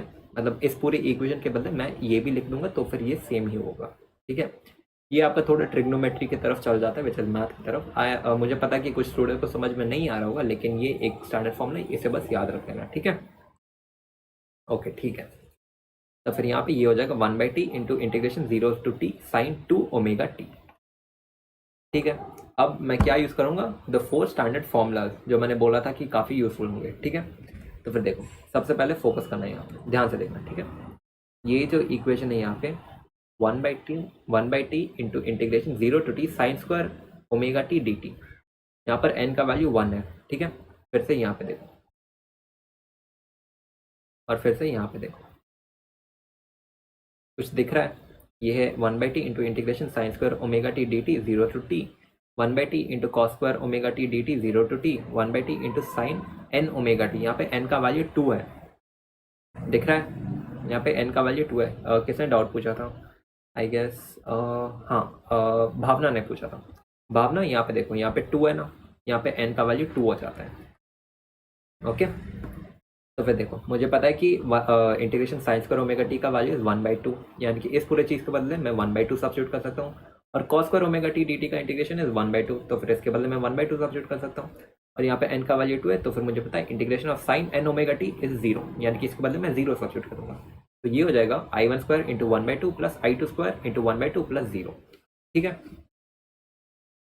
तो फिर यहाँ पे ये हो जाएगा i1 square divide by 2 plus i2 square divide by 2। अब थर्ड स्टेप क्या है? इस पूरे चीज़ का रूट लेना है मुझे, स्क्वायर रूट। तो फिर इस पूरी चीज़ को आप रूट के अंदर ले लो, तो फिर ये हो जाएगा i1 square plus i2 square divide by 2 whole root. समझ में आया RMS वैल्यू कैसे लेना है? पता चल रहा है सिग्निफिकेंस ऑफ वो 4 फॉर्मूला जो मैंने बोला था कि काफ़ी यूजफुल रहेंगे।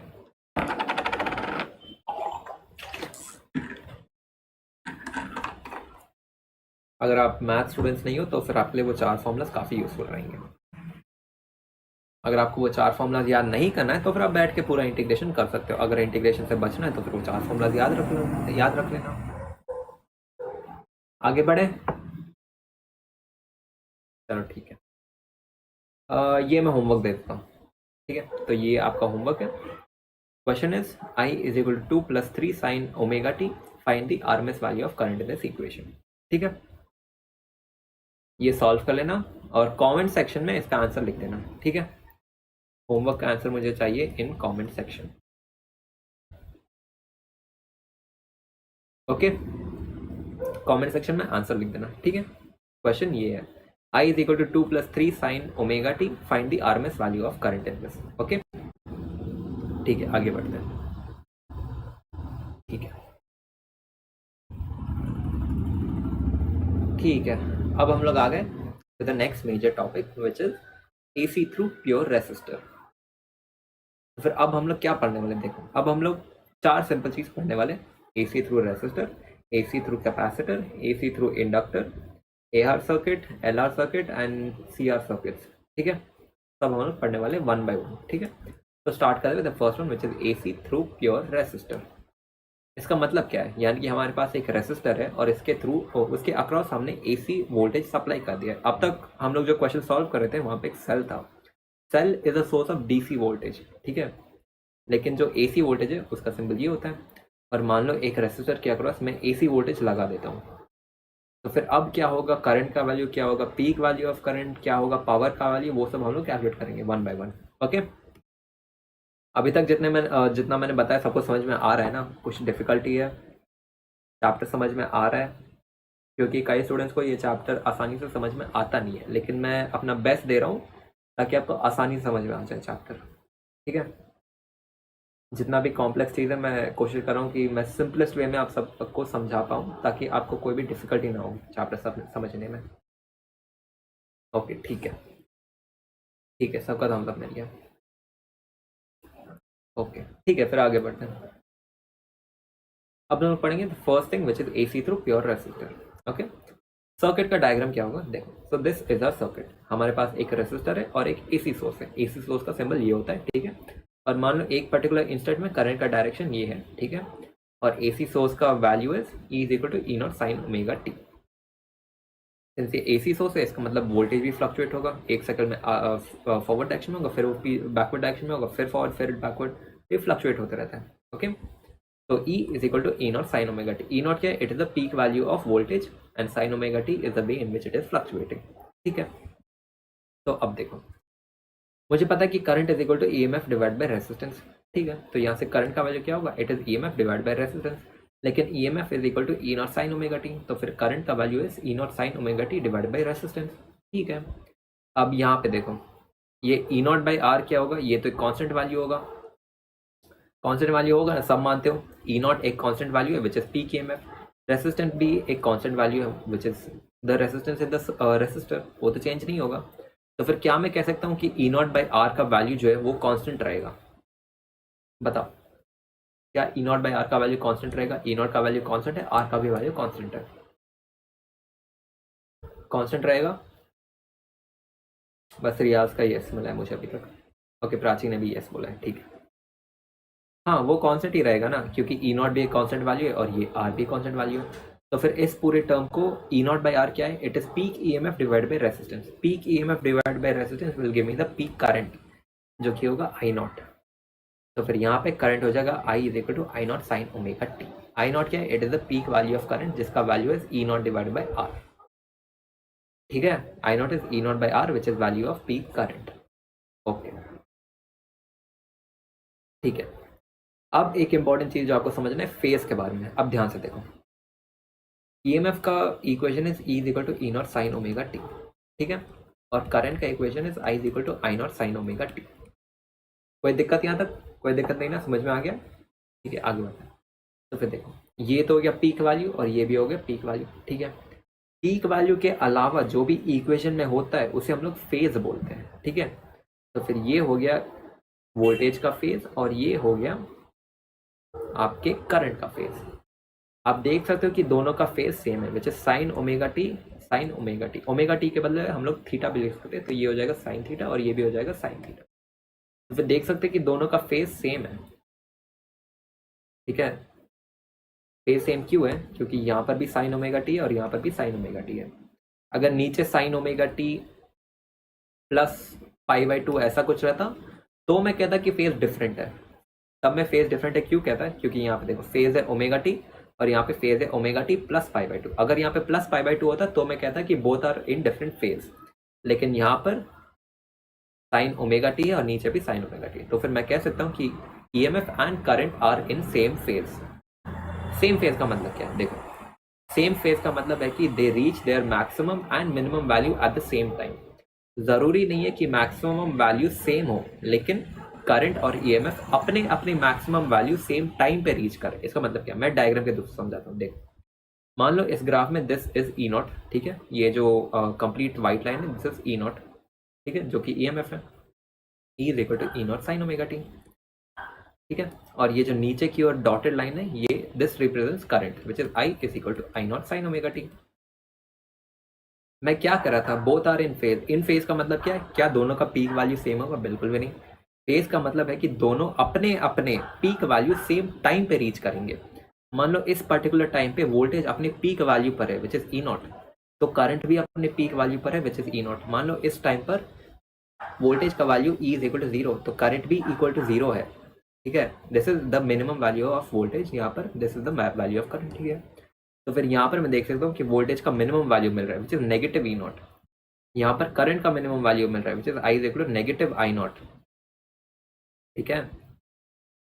सेम टाइम पर वोल्टेज भी अपने मिनिमम वैल्यू पर है, करंट भी अपने मिनिमम वैल्यू पर है। सेम टाइम पर करंट भी अपने मैक्सिमम वैल्यू पर है, वोल्टेज भी अपने मैक्सिमम वैल्यू पर है। इसका मतलब होता है सेम फेज रहना। समझ में आया? प्लीज अगर किसी को फेज समझ में नहीं आए तो बताओ, मैं वापस एक्सप्लेन कर दूंगा।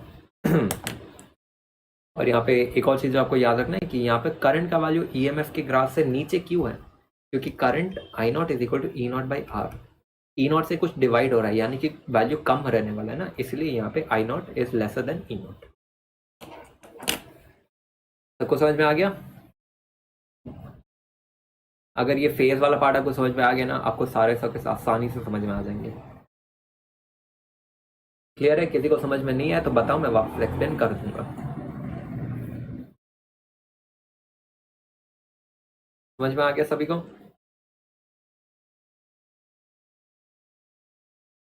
अगर किसी को भी डाउट है, मैं वापस बोल रहा हूँ, लिख दो 4 सेकंड में, मैं वापस एक्सप्लेन कर दूंगा। No doubt, all clear? आगे बढ़े?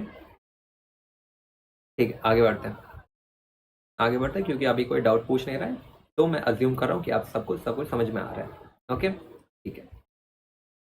तो अब देखो, मुझे पता है E is equal to E naught sine omega T और I is equal to I naught sine omega T, ठीक है। और दोनों सेम फेज में है। ओके, तो अब अगर मुझे ग्राफिकल टर्म्स में रिप्रेजेंट करना है अलोंग द एक्सिस, डोरमी कह रहे रिपीट कर दिया। ओके, ठीक है। डोरमी आपको यहाँ तक तो समझ में आ गया था ना कि I is equal to I naught sine omega T. यहाँ तक समझ में आ गया था? आपको फेज तक समझ में नहीं आया ना कि फेज का मतलब क्या होता है? वहां से समझ में नहीं आया ना डोरमी? ओके, ठीक है, ठीक है, ठीक है। ओके देखो,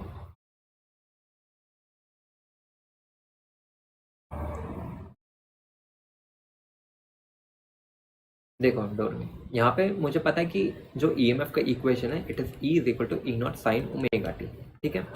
लेकिन ओमेगा टी के बदले मैं सब्स्टिट्यूट कर सकता हूँ थीटा, तो फिर E is equal to E naught sine theta, ठीक है। और करंट का भी इक्वेशन मुझे पता है कि I is equal to I naught sine theta, sine omega T है लेकिन ओमेगा टी के बदले मैं थीटा सब्स्टिट्यूट कर रहा हूँ, ठीक है। तो फिर आप देखो यहाँ पर ई नॉट क्या है, it is the peak value, I naught क्या है, it is the peak value, तो उसे वो तो एक कॉन्स्टेंट वैल्यू, तो उसे बाहर छोड़ दो, ठीक है।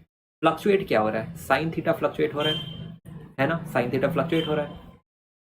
जैसे थीटा का वैल्यू चेंज होगा तो फिर साइन थीटा का वैल्यू भी चेंज होगा, 0 डिग्री पे साइन 0 का वैल्यू कुछ और होगा, 45 पर कुछ और होगा, 90 पर कुछ और होगा, ठीक है। तो फिर देखो अगर मैं इसका ग्राफ ड्रॉ करूं तो वो होगा E is equal to E naught sine theta का ग्राफ कुछ ऐसा रहता है, ठीक है। लेकिन यहाँ पे करंट भी is equal to I naught sine theta, तो फिर करंट का ग्राफ भी कुछ ऐसा ही होगा, दोनों का ग्राफ हो गया साइन थीटा, ठीक है। तो फिर मैं कह सकता हूँ कि जब करंट का लोएस्ट वैल्यू आ रहा है, जब वोल्टेज का लोएस्ट वैल्यू आ रहा है तो फिर करंट का भी लोएस्ट वैल्यू आ रहा है, जब वोल्टेज का मैक्सिमम वैल्यू आ रहा है तो फिर करंट का भी मैक्सिमम वैल्यू आ रहा है। समझ में कि देखो इस पॉइंट पर मैं कह रहा हूँ कि at this particular time let's say this is x time, ठीक है। तो फिर इस एक्स वैल्यू के ऊपर करंट का मिनिमम वैल्यू है विच इज आई नॉट, ठीक है, मैक्सिमम वैल्यू। तो फिर सिंपल मैं देख सकता हूँ कि ईएमएफ का भी मैक्सिमम वैल्यू मिल रहा है विच इज ई नॉट, ठीक है। और फिर जैसे यहाँ पर देख लो इस पॉइंट पर मैं देख सकता हूँ कि ईएमएफ का वैल्यू है 0, ठीक है, और करंट का वैल्यू भी 0 है। इस पॉइंट पर मान लो मैं इसे y ले रहा हूँ, तो फिर इस पर्टिकुलर y पॉइंट पर करंट नेगेटिव मैक्सिमम पर है और ईएमएफ नेगेटिव मैक्सिमम पर है। देख सकते हो कि दोनों फेज में का मतलब क्या है कि दोनों अपने अपने मैक्सिमम और मिनिमम वैल्यू पर सेम टाइम पर पहुंच रहे हैं, चाहे उनका मैक्सिमम और मिनिमम वैल्यू सेम नहीं है लेकिन सेम टाइम पर पहुंच रहे हैं, ठीक है। समझ में आया। और यहाँ पे देख सकते हैं कि साइन के बाद यहाँ पे सिर्फ थीटा है, अगर कोई is equal to E naught sine theta plus 90 degree, ये उस और ये कटिंग होता तो फिर ये आउट ऑफ फेज रहता है, लेकिन यहाँ पर साइन का बता, ठीक है। ओके डोर समझ बचा है, अगर किसी को भी डाउट है तो पूछ लो, ठीक है, डोंट हेजिटेट, पूछ लो डाउट अगर है, क्योंकि अभी आपके पास टाइम है, जितना डाउट पूछना है पूछ लो, ठीक है। जब एंड में जाओ तो यूटिलाइज दिस टाइम। ओके ठीक है, आगे बढ़ते हैं।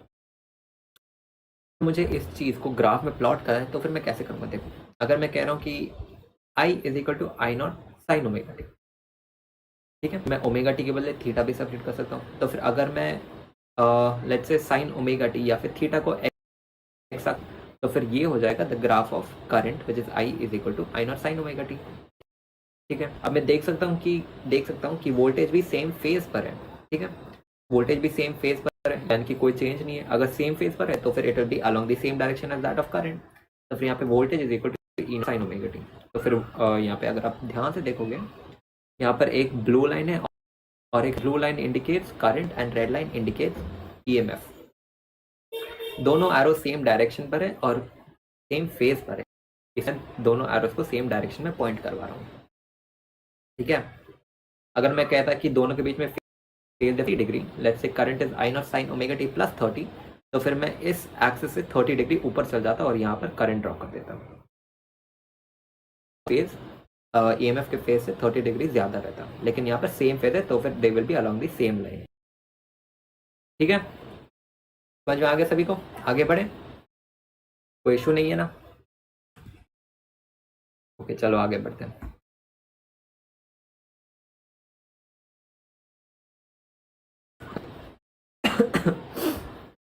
तो अब देखो, अब हम लोग नेक्स्ट क्या पढ़ेंगे, it will be average value of power. Power का जो एवरेज वैल्यू होता है वो होता है V R M S into I R M S into cos 5। V R M S क्या होता है, it is E M F का आर एम एस वैल्यू, ठीक है। आई आर एम एस क्या होता है, करंट का R M S value. Cos 5 क्या होता है, इसे हम लोग कहते हैं पावर फैक्टर। इसके बारे में हम लोग आगे पढ़ेंगे, ठीक है। लेकिन जनरली पावर फैक्टर क्या होता है, यहाँ पे पावर फैक्टर होता है कॉस 5। कॉस तो आपका जनरल कॉस है, ठीक है। ये जो फाई है ये एंगल है, ये क्या एंगल है? It is phase difference. अगर फाई रिप्रेजेंट्स फेज डिफरेंस तो फिर इस पूरे एग्जाम्पल में विच is AC across the pure resistor, क्या आप कह सकते हो कि फेज डिफरेंस क्या होगा? अगर मैं कह रहा हूँ कि cos phi is nothing but power factor, जहाँ पर फाई रिप्रेजेंट फेज डिफरेंस, अगर current is equal to I naught sine omega t and EMF is equal to E naught sine omega T, जहाँ पर करंट का phase is omega T और EMF का भी phase is omega T, तो फिर phase difference क्या होगा दोनों के बीच में? बताओ, सोच के बताओ फेज डिफरेंस क्या होगा।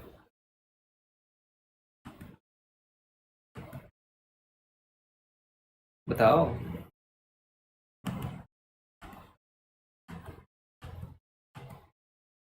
क्या वो किसी को पता नहीं चल रहा है क्या फेज डिफरेंस क्या होगा?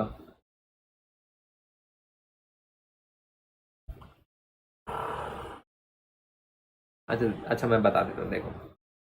अगर मैं कह रहा हूँ कि current and EMF are in the same phase, तो फिर फेज डिफरेंस नहीं बचा ना। अगर दोनों एक ही फेज पर है तो फिर फेज डिफरेंस जीरो हो गया ना। 0 degree is the phase difference between them. हाँ बिल्कुल साहब। अगर EMF का फेज ओमेगा टी और करंट का भी फेज ओमेगा टी, तो फेज डिफरेंस जीरो हो जाएगा, यानी कि यहाँ पर फाई का वैल्यू जीरो हो जाएगा, तो फिर ये हो जाएगा कॉस जीरो। ठीक है, तो ये हो जाएगा P average is VRMS into IRMS into cos 0 degree. 0 degree क्यों? क्योंकि फेज डिफरेंस ही जीरो है। हाँ भावना, जीरो होगा। तो फिर कॉस जीरो का वैल्यू क्या होगा? इट इज नथिंग बट 1, यानी कि इस पूरे चीज़ के बदले मैं 1 सब्स्टिट्यूट करूंगा, तो पावर एवरेज का वैल्यू हो जाएगा विच इज एवरेज पावर, वो होगा VRMS इंटू IRMS। ठीक है, समझ में आ गया? हाँ, प्राची, जागृति, अभिलिप्सा, रियाज, भावना, डोरेमी, 0 डिग्री होगा। लेकिन अगर मुझे इन टर्म्स ऑफ सिर्फ करंट के RMS वैल्यू में रिप्रेजेंट करना है, तो फिर मुझे पता है कि VRMS क्या होगा? इट इज, अच्छा प्राची लैग हो गया था, कोई बात नहीं कोई बात नहीं, मेरा भी स्क्रीन लैग हो रहा था। आई थॉट मेरे शायद मेरी तरफ से कुछ एरर होगा या कुछ होगा, कोई इशू नहीं कोई इशू। देखो, जनरली हमें पता है कि V is equal to IR which is ohm's law. अगर मैं RMS वैल्यू में लिखूं तो क्या ओम्स लॉ अप्लाई होगा? बिल्कुल अप्लाई होगा। ये होगा VRMS is equal to IRMS into resistance. ठीक है, तो VRMS के बदले मैं IRMS इंटू रेसिस्टेंस भी अप्लाई कर सकता हूँ, तो फिर यहाँ पे VRMS के बदले मैं IRMS इंटू रेसिस्टेंस लिख दूंगा। ठीक है, तो ये हो जाएगा IRMS इंटू रेसिस्टेंस। ठीक है, तो ये हो जाएगा IRMS का स्क्वायर इंटू रेसिस्टेंस। तो पावर का average value will be IRMS का स्क्वायर इंटू रेसिस्टेंस। सबको समझ में आ गया? क्लियर है? कोई इशू तो नहीं है ना? क्लियर? अच्छा लैग हो रहा था, कोई बात नहीं। एवरेज वैल्यू ऑफ पावर सबको समझ में आ गया? In this situation across a resistor it is I square RMS into resistance. ठीक है, ठीक है, आगे बढ़ते हैं। आगे हम लोग AC थ्रू प्योर इंडक्टर पढ़ेंगे एंड देन हम लोग पढ़ेंगे AC थ्रू प्योर रेसिस्टर। एक सेकेंड, हाँ, we'll learn AC through pure resistor and then we'll end today's class। उसके बाद हम लोग नेक्स्ट क्लास में बाकी का पढ़ेंगे। सबसे पहले हम लोग AC अक्रॉस प्योर इंडक्टर कर लेते हैं। हाँ चलो, ठीक है। तो अब सर्किट क्या होगा? अब हमारा सर्किट कुछ ऐसा होगा जहाँ पर एक AC सोर्स होगा, ठीक है, और AC सोर्स के साथ साथ एक इंडक्टर होगा। तो फिर AC का जो value E is equal to E naught sine omega t होगा। ठीक है, अब मान लो एक पर्टिकुलर इंस्टेंट पे करंट इस डायरेक्शन में फ्लो हो रहा है विच इज I। ठीक है, अब हम लोग क्या करेंगे, यहाँ पर एक क्लोज लूप बन रहा है, तो फिर मैं KVL अप्लाई करूंगा। KVL तो याद है ना सभी को, जो करंट इलेक्ट्रिसिटी में पढ़ा था, टेस्ट में भी था KVL। KVL क्या था? It was a loop law. तो वो अगर मैं अप्लाई करूंगा और अगर मैं लूप का डायरेक्शन ये मानूंगा, ठीक है, तो फिर यहाँ से मैं देख सकता हूँ कि यहाँ पर तो सेल का EMF विल बी E। ठीक है, तो यहाँ पे E आ जाएगा। तो आगे बढ़ो आगे बढ़ो आगे बढ़ो आगे बढ़ो, आपको इंडक्टर मिलेगा। इंडक्टर के अक्रॉस करंट का वैल्यू भी यही, करंट का डायरेक्शन ये है और लूप का भी डायरेक्शन ये है, तो फिर हमें नेगेटिव लेना पड़ेगा। तो फिर ये इसके across potential difference will be negative, तो ये जगह negative L/di/dt is equal to 0। तो फिर यहाँ से अगर इसे मैं रीअरेंज करूंगा तो EMF is equal to L/di/dt हो जाएगा। तो फिर di अगर मैं लिखूंगा तो di is equal to epsilon into dt divide by L। L क्या है? It is the inductance. ठीक है, मुझे डी आई का वैल्यू मिल गया, लेकिन मुझे टोटल करंट का वैल्यू चाहिए, तो मुझे इंटीग्रेशन करना होगा। तो फिर integral d I is equal to integral E d t divide by L. अब ई का वैल्यू क्या है, it is E naught sine omega T, तो उसे यहाँ पे सब्स्टिट्यूट कर दो, ये हो जाएगा E naught sine omega T into D T. ठीक है, तो फिर यहाँ से ई नॉट तो कॉन्स्टेंट वैल्यू और एल भी कॉन्स्टेंट वैल्यू, तो ये इंटीग्रेशन सिंबल से बाहर आ जाएंगे। तो integration of D I is equal to E naught by L into integration sine omega T D T. ठीक है, तो integration of I is nothing but capital I which is total current. तो total current is equal to negative into E naught by L into cos omega t by omega, क्योंकि sine omega T का integration is negative cos omega t by omega. तो यहाँ पे ये हो गया integration of sine omega T. ठीक है, तो मैं कह सकता हूँ कि करंट का value is negative epsilon not by omega L into cos omega T. सबको यहाँ तक समझ में आ गया? समझ में आ गया तो थम्स अप दो। इसके बाद इंपॉर्टेंट पॉइंट हम लोग डिस्कस करने वाले हैं।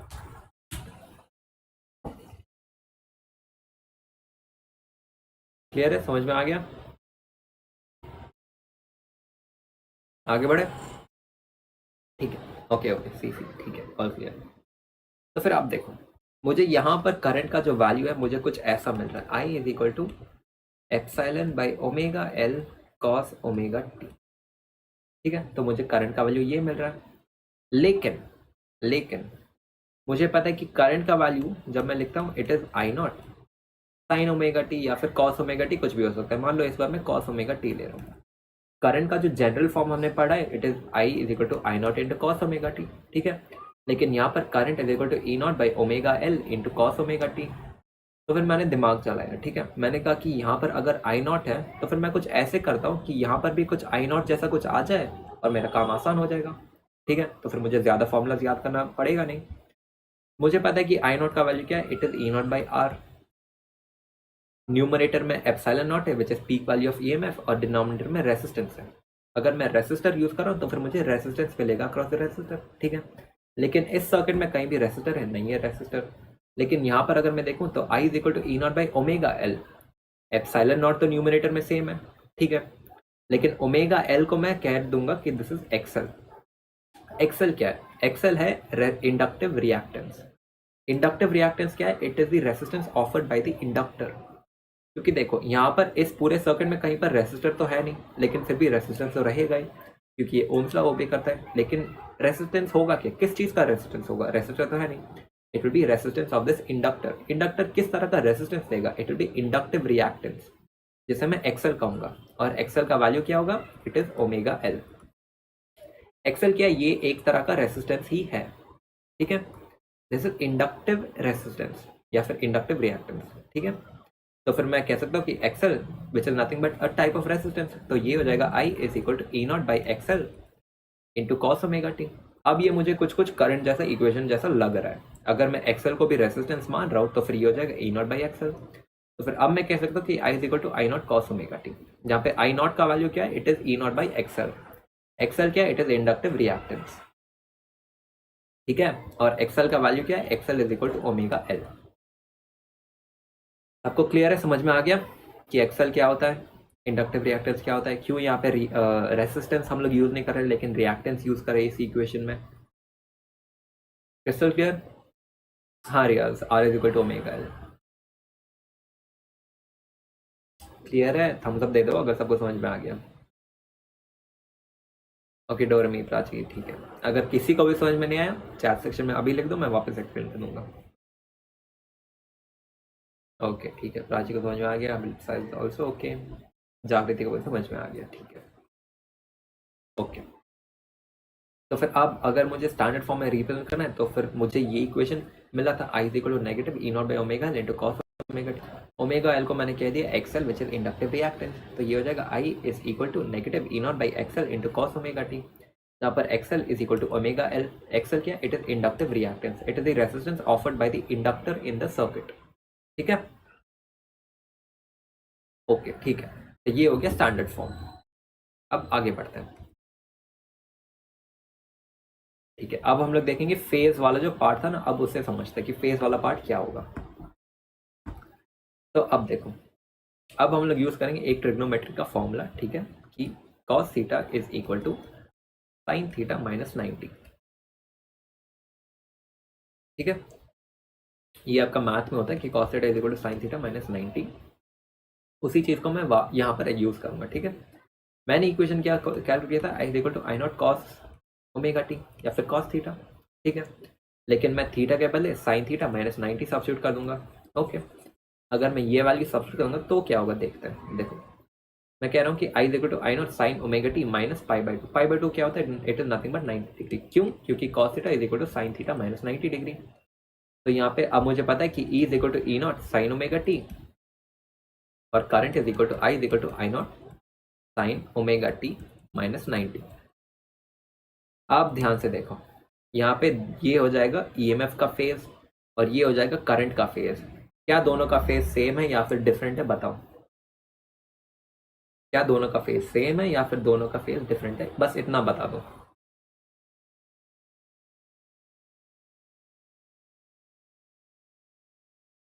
क्या लगता है, सेम है या डिफरेंट है? आपको जो लगता है आप वो कमेंट करना, ठीक है। बाकी लोग क्या कमेंट कर रहे हैं इसके बारे में मत सोचना। ओके, रियाज कह रहा है डिफरेंट फेज है, ठीक है। बाकी स्टूडेंट्स का क्या ओपिनियन है, सेम फेज है या डिफरेंट फेज है? यहाँ पे फेज इज ओमेगा टी, यहाँ पे phase is omega T minus 90, different. Bhavna तो आल्सो सेइंग डिफरेंट फेज, डोर में भी डिफरेंट, ओके ठीक है। हाँ, ये डिफरेंट फेज है। अगर यहाँ पे सिर्फ साइन ओमेगा टी रहता तब ये सेम फेज रहता, लेकिन यहाँ पे sign omega T minus 90 degree है। यानी कि अगर मैं कह रहा हूँ कि ये है फेज ऑफ ईएमएफ, ठीक है, which is E is equal to sine omega t, लेकिन करंट का फेज क्या है, it is sine omega T minus 90 degree. अगर ये ईएमएफ का फेज है, ठीक है, और मैं इस लाइन को 0 डिग्री मान रहा हूँ, तो फिर जो करंट है ना ये ईएमएफ से 90 डिग्री कम है, क्योंकि मुझे 90 डिग्री सबट्रैक्ट करना है। तो फिर मैं यहाँ से नेगेटिव 90 डिग्री चलूंगा, तो मैं 90 डिग्री चलते चलते चलते यहाँ पे आ जाऊंगा।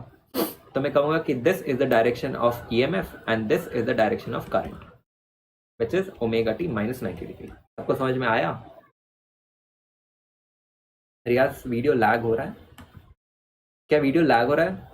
सभी के लिए वीडियो लैग हो रहा है? बताओ कि मैंने एक और लैपटॉप में वीडियो ओपन किया, वहाँ पे तो लैग नहीं हो रहा है। क्या वीडियो लैग हो रहा है? सब लोग बताओ।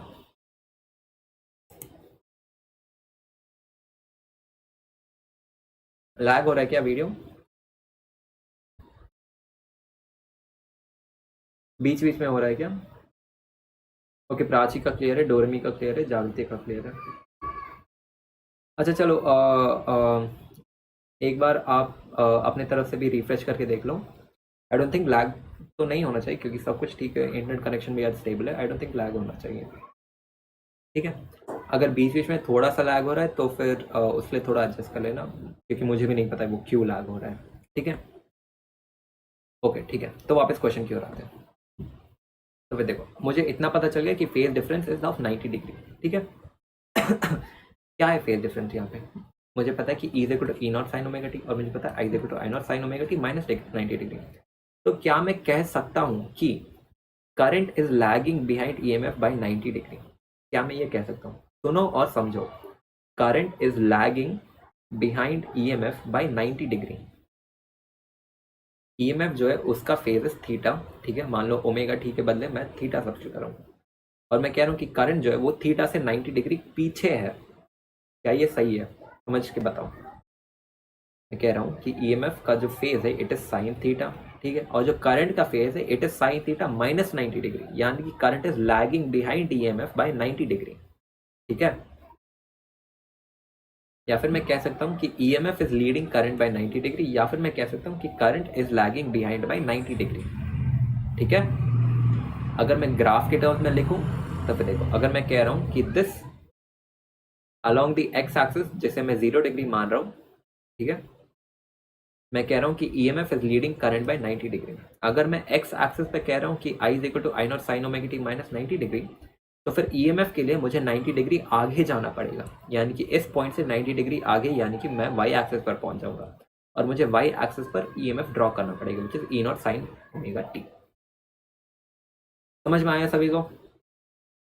This is the simplest way in which anybody can explain this topic, ठीक है। जब मुझे मेरे टीचर ने समझाया था तो मुझे थोड़ा डिफिकल्टी हुआ था समझने में, लेकिन जब मैं रिवाइज कर रहा था तब मुझे अच्छे से समझ में आ गया था।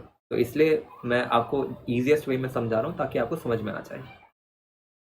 अगर मैं वाई एक्सिस पर करंट को ले रहा हूँ which is I is equal to I naught sine omega t, मुझे पता है कि EMF is leading current by 90 degree, तो मुझे इस पॉइंट से 90 डिग्री आगे जाना पड़ेगा। प्राची भैया रिपीट कर दीजिए। प्राची कहाँ से रिपीट करना है मुझे ये बता देना, ठीक है? सिर्फ ग्राफ वाला, ओके ठीक है ओके। देखो ग्राफ में मैं कह रहा हूँ कि देखो ये हो गया 0 degree which is x axis, ठीक है? मान लो एक्स एक्सिस पर मैं करंट को ले रहा हूँ, ठीक है? मान लो एक्स एक्सिस पर मैं करंट को ले रहा हूँ, रैंडमली मैंने करंट को लिया है और मुझे पता है कि current is equal to I naught sine omega T minus 90 degree, ठीक है?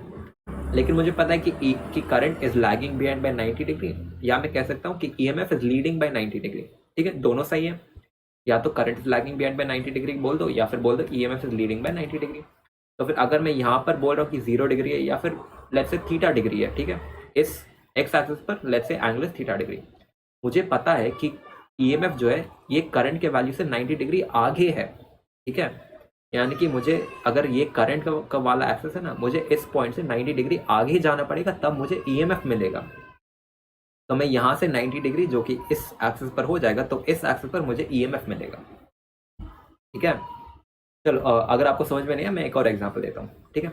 मान लो मैं इस एक्सिस पर which is the Y axis, मैं यहाँ पे कह रहा हूँ कि करंट का वैल्यू मैं वाई एक्सिस पर ले रहा हूँ, ठीक है? तो फिर ईएमएफ का जो वैल्यू है वो कहाँ पे आएगा बताओ, क्या वो 1 पे आएगा या 2 पे आएगा या 3 पे आएगा? अगर वाई एक्सिस पर करंट का वैल्यू मैं ले रहा हूँ तो फिर ईएमएफ का वैल्यू किस एक्सिस पर आएगा, 1, 2 या 3? बताओ 1, 2 या 3 पे आएगा?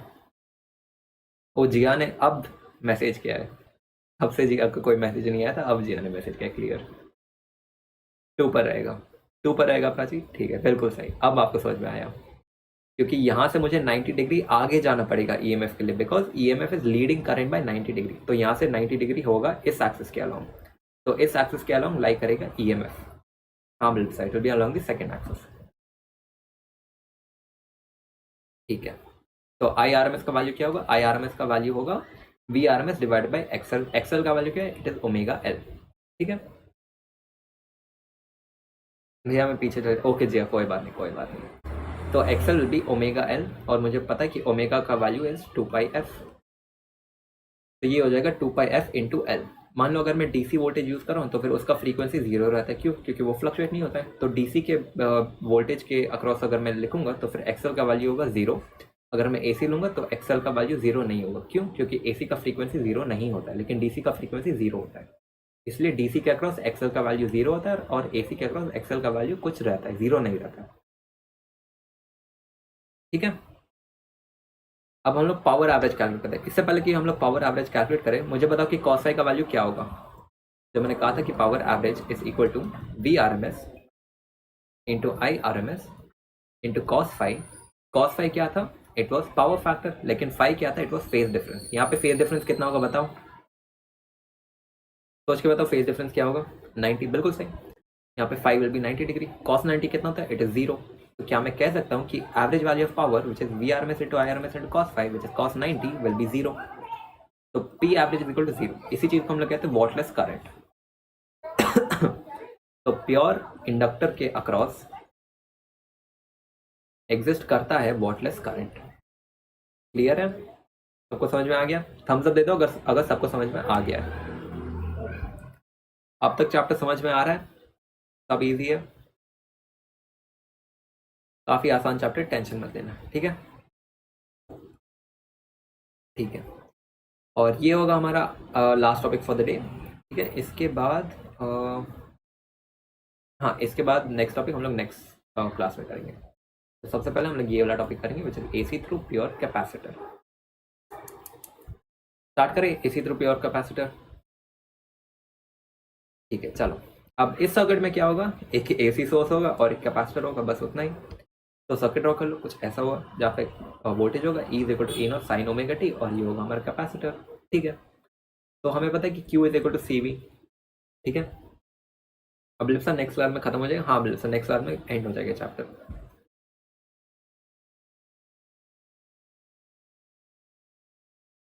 डोरेमी कह रही इतने अच्छे तो स्कूल के सर ने भी नहीं पढ़ाया। कोई बात नहीं डोरेमी, आपको समझ में आ रहा है ना? Till then I am happy. अगर समझ में आ रहा है तब तक सब ठीक है, ठीक है? अब एसी थ्रू प्योर कैपेसिटर, ठीक है? कैपेसिटर के अक्रॉस हमें पता है कि फॉर्मूला क्या होता है? Q is equal to C V, ठीक है? और V is equal to Q by C, ठीक है? तो क्या मैं कह सकता हूँ कि V क्या था, इट वॉज वोल्टेज, तो वोल्टेज अक्रॉस कैपेसिटर क्या होगा, it will B E naught sine omega T.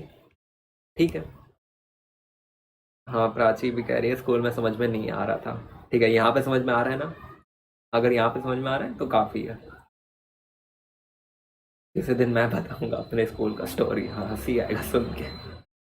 चलो ठीक है, पहले पढ़ाई पे फोकस करते हैं। ठीक है, तो यहाँ पे E is equal to E naught sine omega T. ठीक है, तो E is equal to E naught sine omega T is equal to Q by C. यहाँ तक सबको समझ में आ गया ना। मुझे पता है कि Q is equal to C V, तो V is equal to Q by C. V क्या है, वोल्टेज है, सिंस यहाँ पे AC वोल्टेज यूज करें तो ये हो जाएगा E naught sine omega T is equal to Q by C. Bhavna को भी ये चैप्टर स्टार्टिंग में डिफिकल्ट लग रहा था, लेकिन अब इजी लग रहा है। दैट इज द पॉइंट ना, इसलिए मैं कहता हूँ कि साथ में रहो, अच्छे से पढ़ेंगे और सॉल्व करेंगे अच्छे से सब कुछ, और नीट क्रैक करेंगे अच्छे से। ठीक है, क्योंकि मुझे पता है, आई हैव बीन थ्रू, जो तुम लोग जा रहे हो ना इस पर्टिकुलर फेज से, मैं भी गया हूँ उस फेज के थ्रू। तो मुझे पता है कि कहाँ पे मुझे स्कूल का समझ में नहीं आता था, कहाँ पे समझ में आता था। इसलिए जहाँ पे समझ में नहीं आता था वहाँ पे मैं एक्स्ट्रा एफर्ट डालता हूँ, ताकि आप लोगों को आसानी से समझा दूँ सब कुछ। ठीक है, अब इस पे ध्यान दो, इस पे ध्यान दो, वापस आओ इस पे। ठीक है, तो देखो यहाँ तक सबको समझ में आ गया, E naught sine omega T is equal to Q by C. ठीक है, जिया ने कहा मैंने फर्स्ट टाइम भी अच्छे से पढ़ा था, इस टाइम क्लियर हो गया। ओके जिया, बहुत अच्छा है। अगर फर्स्ट टाइम समझ में आ गया तब तो आपको चैप्टर इजी लग रहा होगा। तो देखो E is equal to E naught sine omega T is equal to Q by C. ठीक है, तो Q is equal to C E naught into sine omega T. ठीक है, लेकिन मुझे पता है कि current is equal to Q by T या फिर D Q by D T. ठीक है, तो फिर D Q by D T is equal to C E naught cos omega T into omega. क्यों, क्योंकि ये जो इक्वेशन है ना, इसे मैंने डिफ्रेंशिएट कर दिया है। मुझे करंट मुझे चार्ज का वैल्यू पता है, which is C E naught sine omega T. तो इसे अगर मैं डिफरेंशिएट कर दूं विद रिस्पेक्ट टू टाइम, मुझे करंट मिल जाएगा। तो फिर अगर मैं इसे डिफरेंशिएट करूंगा तो साइन ओमेगा टी का डिफरेंशिएशन क्या होगा, it will be cos omega T into omega, जो कि यहाँ पे है। ठीक है, तो I is equal to E naught omega C cos omega T. अब देखो यहाँ पे ई नॉट, सॉरी यहाँ पे सी इंटू ओमेगा है। ठीक है, और करंट का वैल्यू यहाँ पे क्या मिल रहा है मुझे, मुझे मिल रहा है करंट का value I is equal to E naught omega C into cos omega t. लेकिन मुझे पता है standard value I is equal to I naught cos omega T है। आई नॉट क्या था, it was E naught divided by resistance जैसा कुछ था नीचे। ठीक है, लेकिन यहाँ पे नीचे कुछ है ही नहीं। तो फिर अब क्या करूँ, अब मैं कह रहा हूँ कि नीचे ओमेगा सी के बदले मैं कह दूंगा omega C is equal to X, जो होगा कैपेसिटिव रिएक्टेंस। कैपेसिटिव रिएक्टेंस क्या है, it is the resistance offered by the capacitor in the circuit. ठीक है, तो फिर अब करंट का इक्वेशन हो जाएगा I is equal to E naught, sorry एक सेकंड देना, मैं ओमेगा सी को बोल दूंगा 1/xc। ध्यान देना ध्यान देना, ओमेगा सी के बदले मैं 1/xc ले रहा हूँ। ठीक है, अगर मैं 1/xc लूंगा तो फिर इक्वेशन हो जाएगा I is equal to E naught by XC into cos omega T. अब ये कुछ सिमिलर हो रहा है, ई नॉट बाई आर के ऑलमोस्ट सिमिलर आ जा रहा है, जहाँ पे आर के बदले एक्सी है। अब एक्सी क्या था, it was capacitive reactance. Capacitive reactance, capacitive reactance क्या है, it is the resistance offered by the capacitor in an AC circuit. ठीक है, और एक्सी का वैल्यू क्या था, एक्सी इज इक्वल टू 1/ओमेगा सी। ठीक है, तो फिर यहाँ पे अगर मैं ओमेगा सी को डिनोमिनेटर में लेके आ जाऊँ तो ये हो जाएगा 1/ओमेगा सी, जिससे मैं एक्सी कह रहा हूँ। तो फिर यहाँ पे I is equal to E naught by 1/ओमेगा C into cos omega T था। तो फिर ओमेगा सी को मैं एक्सी ले रहा हूँ। ठीक है, और मैं कॉस थीटा के बदले साइन थीटा में कन्वर्ट कर रहा हूँ। तो फिर मुझे पता है कि cos theta is equal to sine theta plus 90। तो फिर यही फॉर्मूला मैं यहाँ पे अप्लाई कर रहा हूँ, तो ये हो जाएगा साइन ओमेगा टी प्लस 90 π/2 यानी कि 90 डिग्री। तो यहाँ पे current is equal to I naught sine omega T plus π/2, और आई नॉट का वैल्यू क्या है, it is E naught by XC, और एक्सी का वैल्यू क्या है, इट इज 1/ओमेगा सी। ठीक है, कंफ्यूज मत होना एक्सएल और एक्सी में, XL is equal to omega L and XC is equal to 1/ओमेगा सी। ठीक है, क्लियर है, क्लियर है, थम्स अप दे दो, जहाँ पे XC is equal to capacitive reactance and current is equal to E naught by XC into sine omega T plus π/2। सबको क्लियर है, थम्स अप दे दो अगर सबको समझ में आ गया। अगर कहीं भी समझ में नहीं आया तो मुझे बताओ, मैं वापस एक्सप्लेन कर दूंगा उस पॉइंट से। ओके, सबको समझ में आ गया, प्राची थम्स अप दे दिया है, डोरेमी ने भी थम्स अप दे दिया है। ओके ठीक है, जागृति ने थम्स अप दे दिया, नबिल ने भी थम्स अप दे दिया। ओके ठीक है, तो अब देखो मुझे पता है कि E is equal to E naught sine omega t and current is equal to I naught sine omega T plus 90। क्या मैं कह सकता हूँ कि current is leading EMF by 90 degree, या फिर मैं कह सकता हूँ कि EMF is lagging behind current by 90 degree? दोनों सही है, बताओ दोनों सही है ना? या तो मैं कह सकता हूँ कि current is leading EMF by 90 degree, या फिर EMF is lagging behind current by 90 degree. दोनों सही है, ठीक है, दोनों सही है, ओके। तो फिर current is leading EMF by 90 degree या फिर EMF is lagging behind current by 90 degree, ठीक है। अब अगर मैं ग्राफ ड्रॉ करूंगा और अगर मैं एक्स एक्सिस के अलावा करंट को ले रहा हूँ, तो फिर मुझे पता है कि EMF is lagging behind current by 90 degree, यानी कि अगर मैं एक्स एक्सिस पर करंट को ले रहा हूँ और EMF इज लैगिंग, यानी कि करंट से वो पीछे है, कितना पीछे? 90 डिग्री पीछे है। तो फिर मुझे 90 डिग्री पीछे जाना पड़ेगा और मैं नेगेटिव वाई एक्सिस पर आ जाऊंगा। तो नेगेटिव वाई एक्सिस पर मुझे मिल जाएगा EMF का value which is E is equal to E naught sine omega T, और एक्स एक्सिस पर मैंने लिया I is equal to I naught sine omega T plus 90। Clear है? समझ में आ गया? समझ में आ गया सभी को? क्लियर है? हम लोग देते हो अगर क्लियर है। तो अब आपको क्या करना है? सबसे पहला चीज, अगर आपको स्ट्रीम अच्छा लगा होगा तो लाइक कर देना, ठीक है। कमेंट सेक्शन में क्या लिखना है? कमेंट सेक्शन में सबसे पहला चीज होमवर्क क्वेश्चन का आंसर लिखना है, ठीक है। होमवर्क क्वेश्चन का आंसर और हैशटैग नोडर लिखना है कमेंट सेक्शन में, ठीक है। कमेंट सेक्शन में हैशटैग नोडर लिख देना और होमवर्क क्वेश्चन का आंसर भी लिख देना साथ साथ, ओके। और उसके साथ साथ कल सुबह टेलीग्राम पर मैं एक वीडियो अपलोड करूंगा रिगार्डिंग दी गूगल मीट, ठीक है। उसके कमेंट सेक्शन में अपना नाम लिख देना, ठीक है। कमेंट सेक्शन में नाम लिख देना if you are interested in the Google Meet, ठीक है। जी भैया EMI का प्रीमियम DPP अभी तक नहीं है, वो आपको आज मिल जाएगा जी। वो थोड़ा लेट हो गया था क्योंकि कुछ इशू हो गया था उस प्रीमियम DPP में, ठीक है, इसलिए मैंने वो अपलोड नहीं किया था। वो आपको मिल जाएगा, आज मिल जाएगा, डोंट वरी, ठीक है। कल सुबह उस वीडियो के कमेंट सेक्शन में अपना नाम लिख देना if you are interested for the Google Meet, और कल सुबह आपको टाइमिंग भी पता चल जाएगा गूगल मीट का, ठीक है। ओके, कमेंट सेक्शन में होमवर्क क्वेश्चन का आंसर लिखना है और उसके साथ साथ हैशटैग नोडर लिखना है, ओके। और उसके साथ साथ अगर किसी को भी if they are interested in the personal mentorship programme, आप मेरा कूपन कोड यूज कर सकते हो HITSH4, आपको मिलेगा up to 1000 rupees off, okay. काफी अच्छा ऑफर है, आपको मिल रहा है 1-on-1 इंटरेक्शन, फिर आपको मेंटर्स मिल रहे हैं फ्रॉम टॉप मोस्ट टीम, आपको रैपिड फायर राउंड्स मिलेंगे, 30,000 प्लस क्वेश्चन, टॉपर के हैंडमेड नोट्स, और मैं भी रहूंगा वहाँ पे डाउट सॉल्व करने के लिए, और क्या चाहिए, ठीक है। HITSH4 यूज करना, आपको मिलेगा अप टू 1000 रुपीज ऑफ, ठीक है। And with that we finish today's lecture which was for AC। तो नेक्स्ट लेक्चर में हम लोग चैप्टर खत्म कर देंगे, उसके बाद क्वेश्चन प्रैक्टिस करेंगे, फिर हम लोग स्टार्ट करेंगे नया चैप्टर, ओके। तो that's it for today guys, मिलते हैं अगले लेक्चर में, ठीक है। अगर आपको लेक्चर अच्छा लगा होगा तो लाइक कर देना, शेयर कर देना अपने दोस्तों के साथ, अगर आपके दोस्त लोग भी प्रिपरेशन करें नीट का, ठीक है, तो उनके साथ भी शेयर कर देना। एंड कमेंट सेक्शन में होमवर्क क्वेश्चन का आंसर एंड हैशटैग नोडर लिख देना, ओके। तो मिलते हैं कल, अगर आप गूगल मीट ज्वाइन करने वाले तो वहाँ पे हम लोग मिलेंगे, ओके। तो that's it for today guys, this is me Hitesh Gupta, मिलते हैं अगले लेक्चर, बाय गाइस, बाय।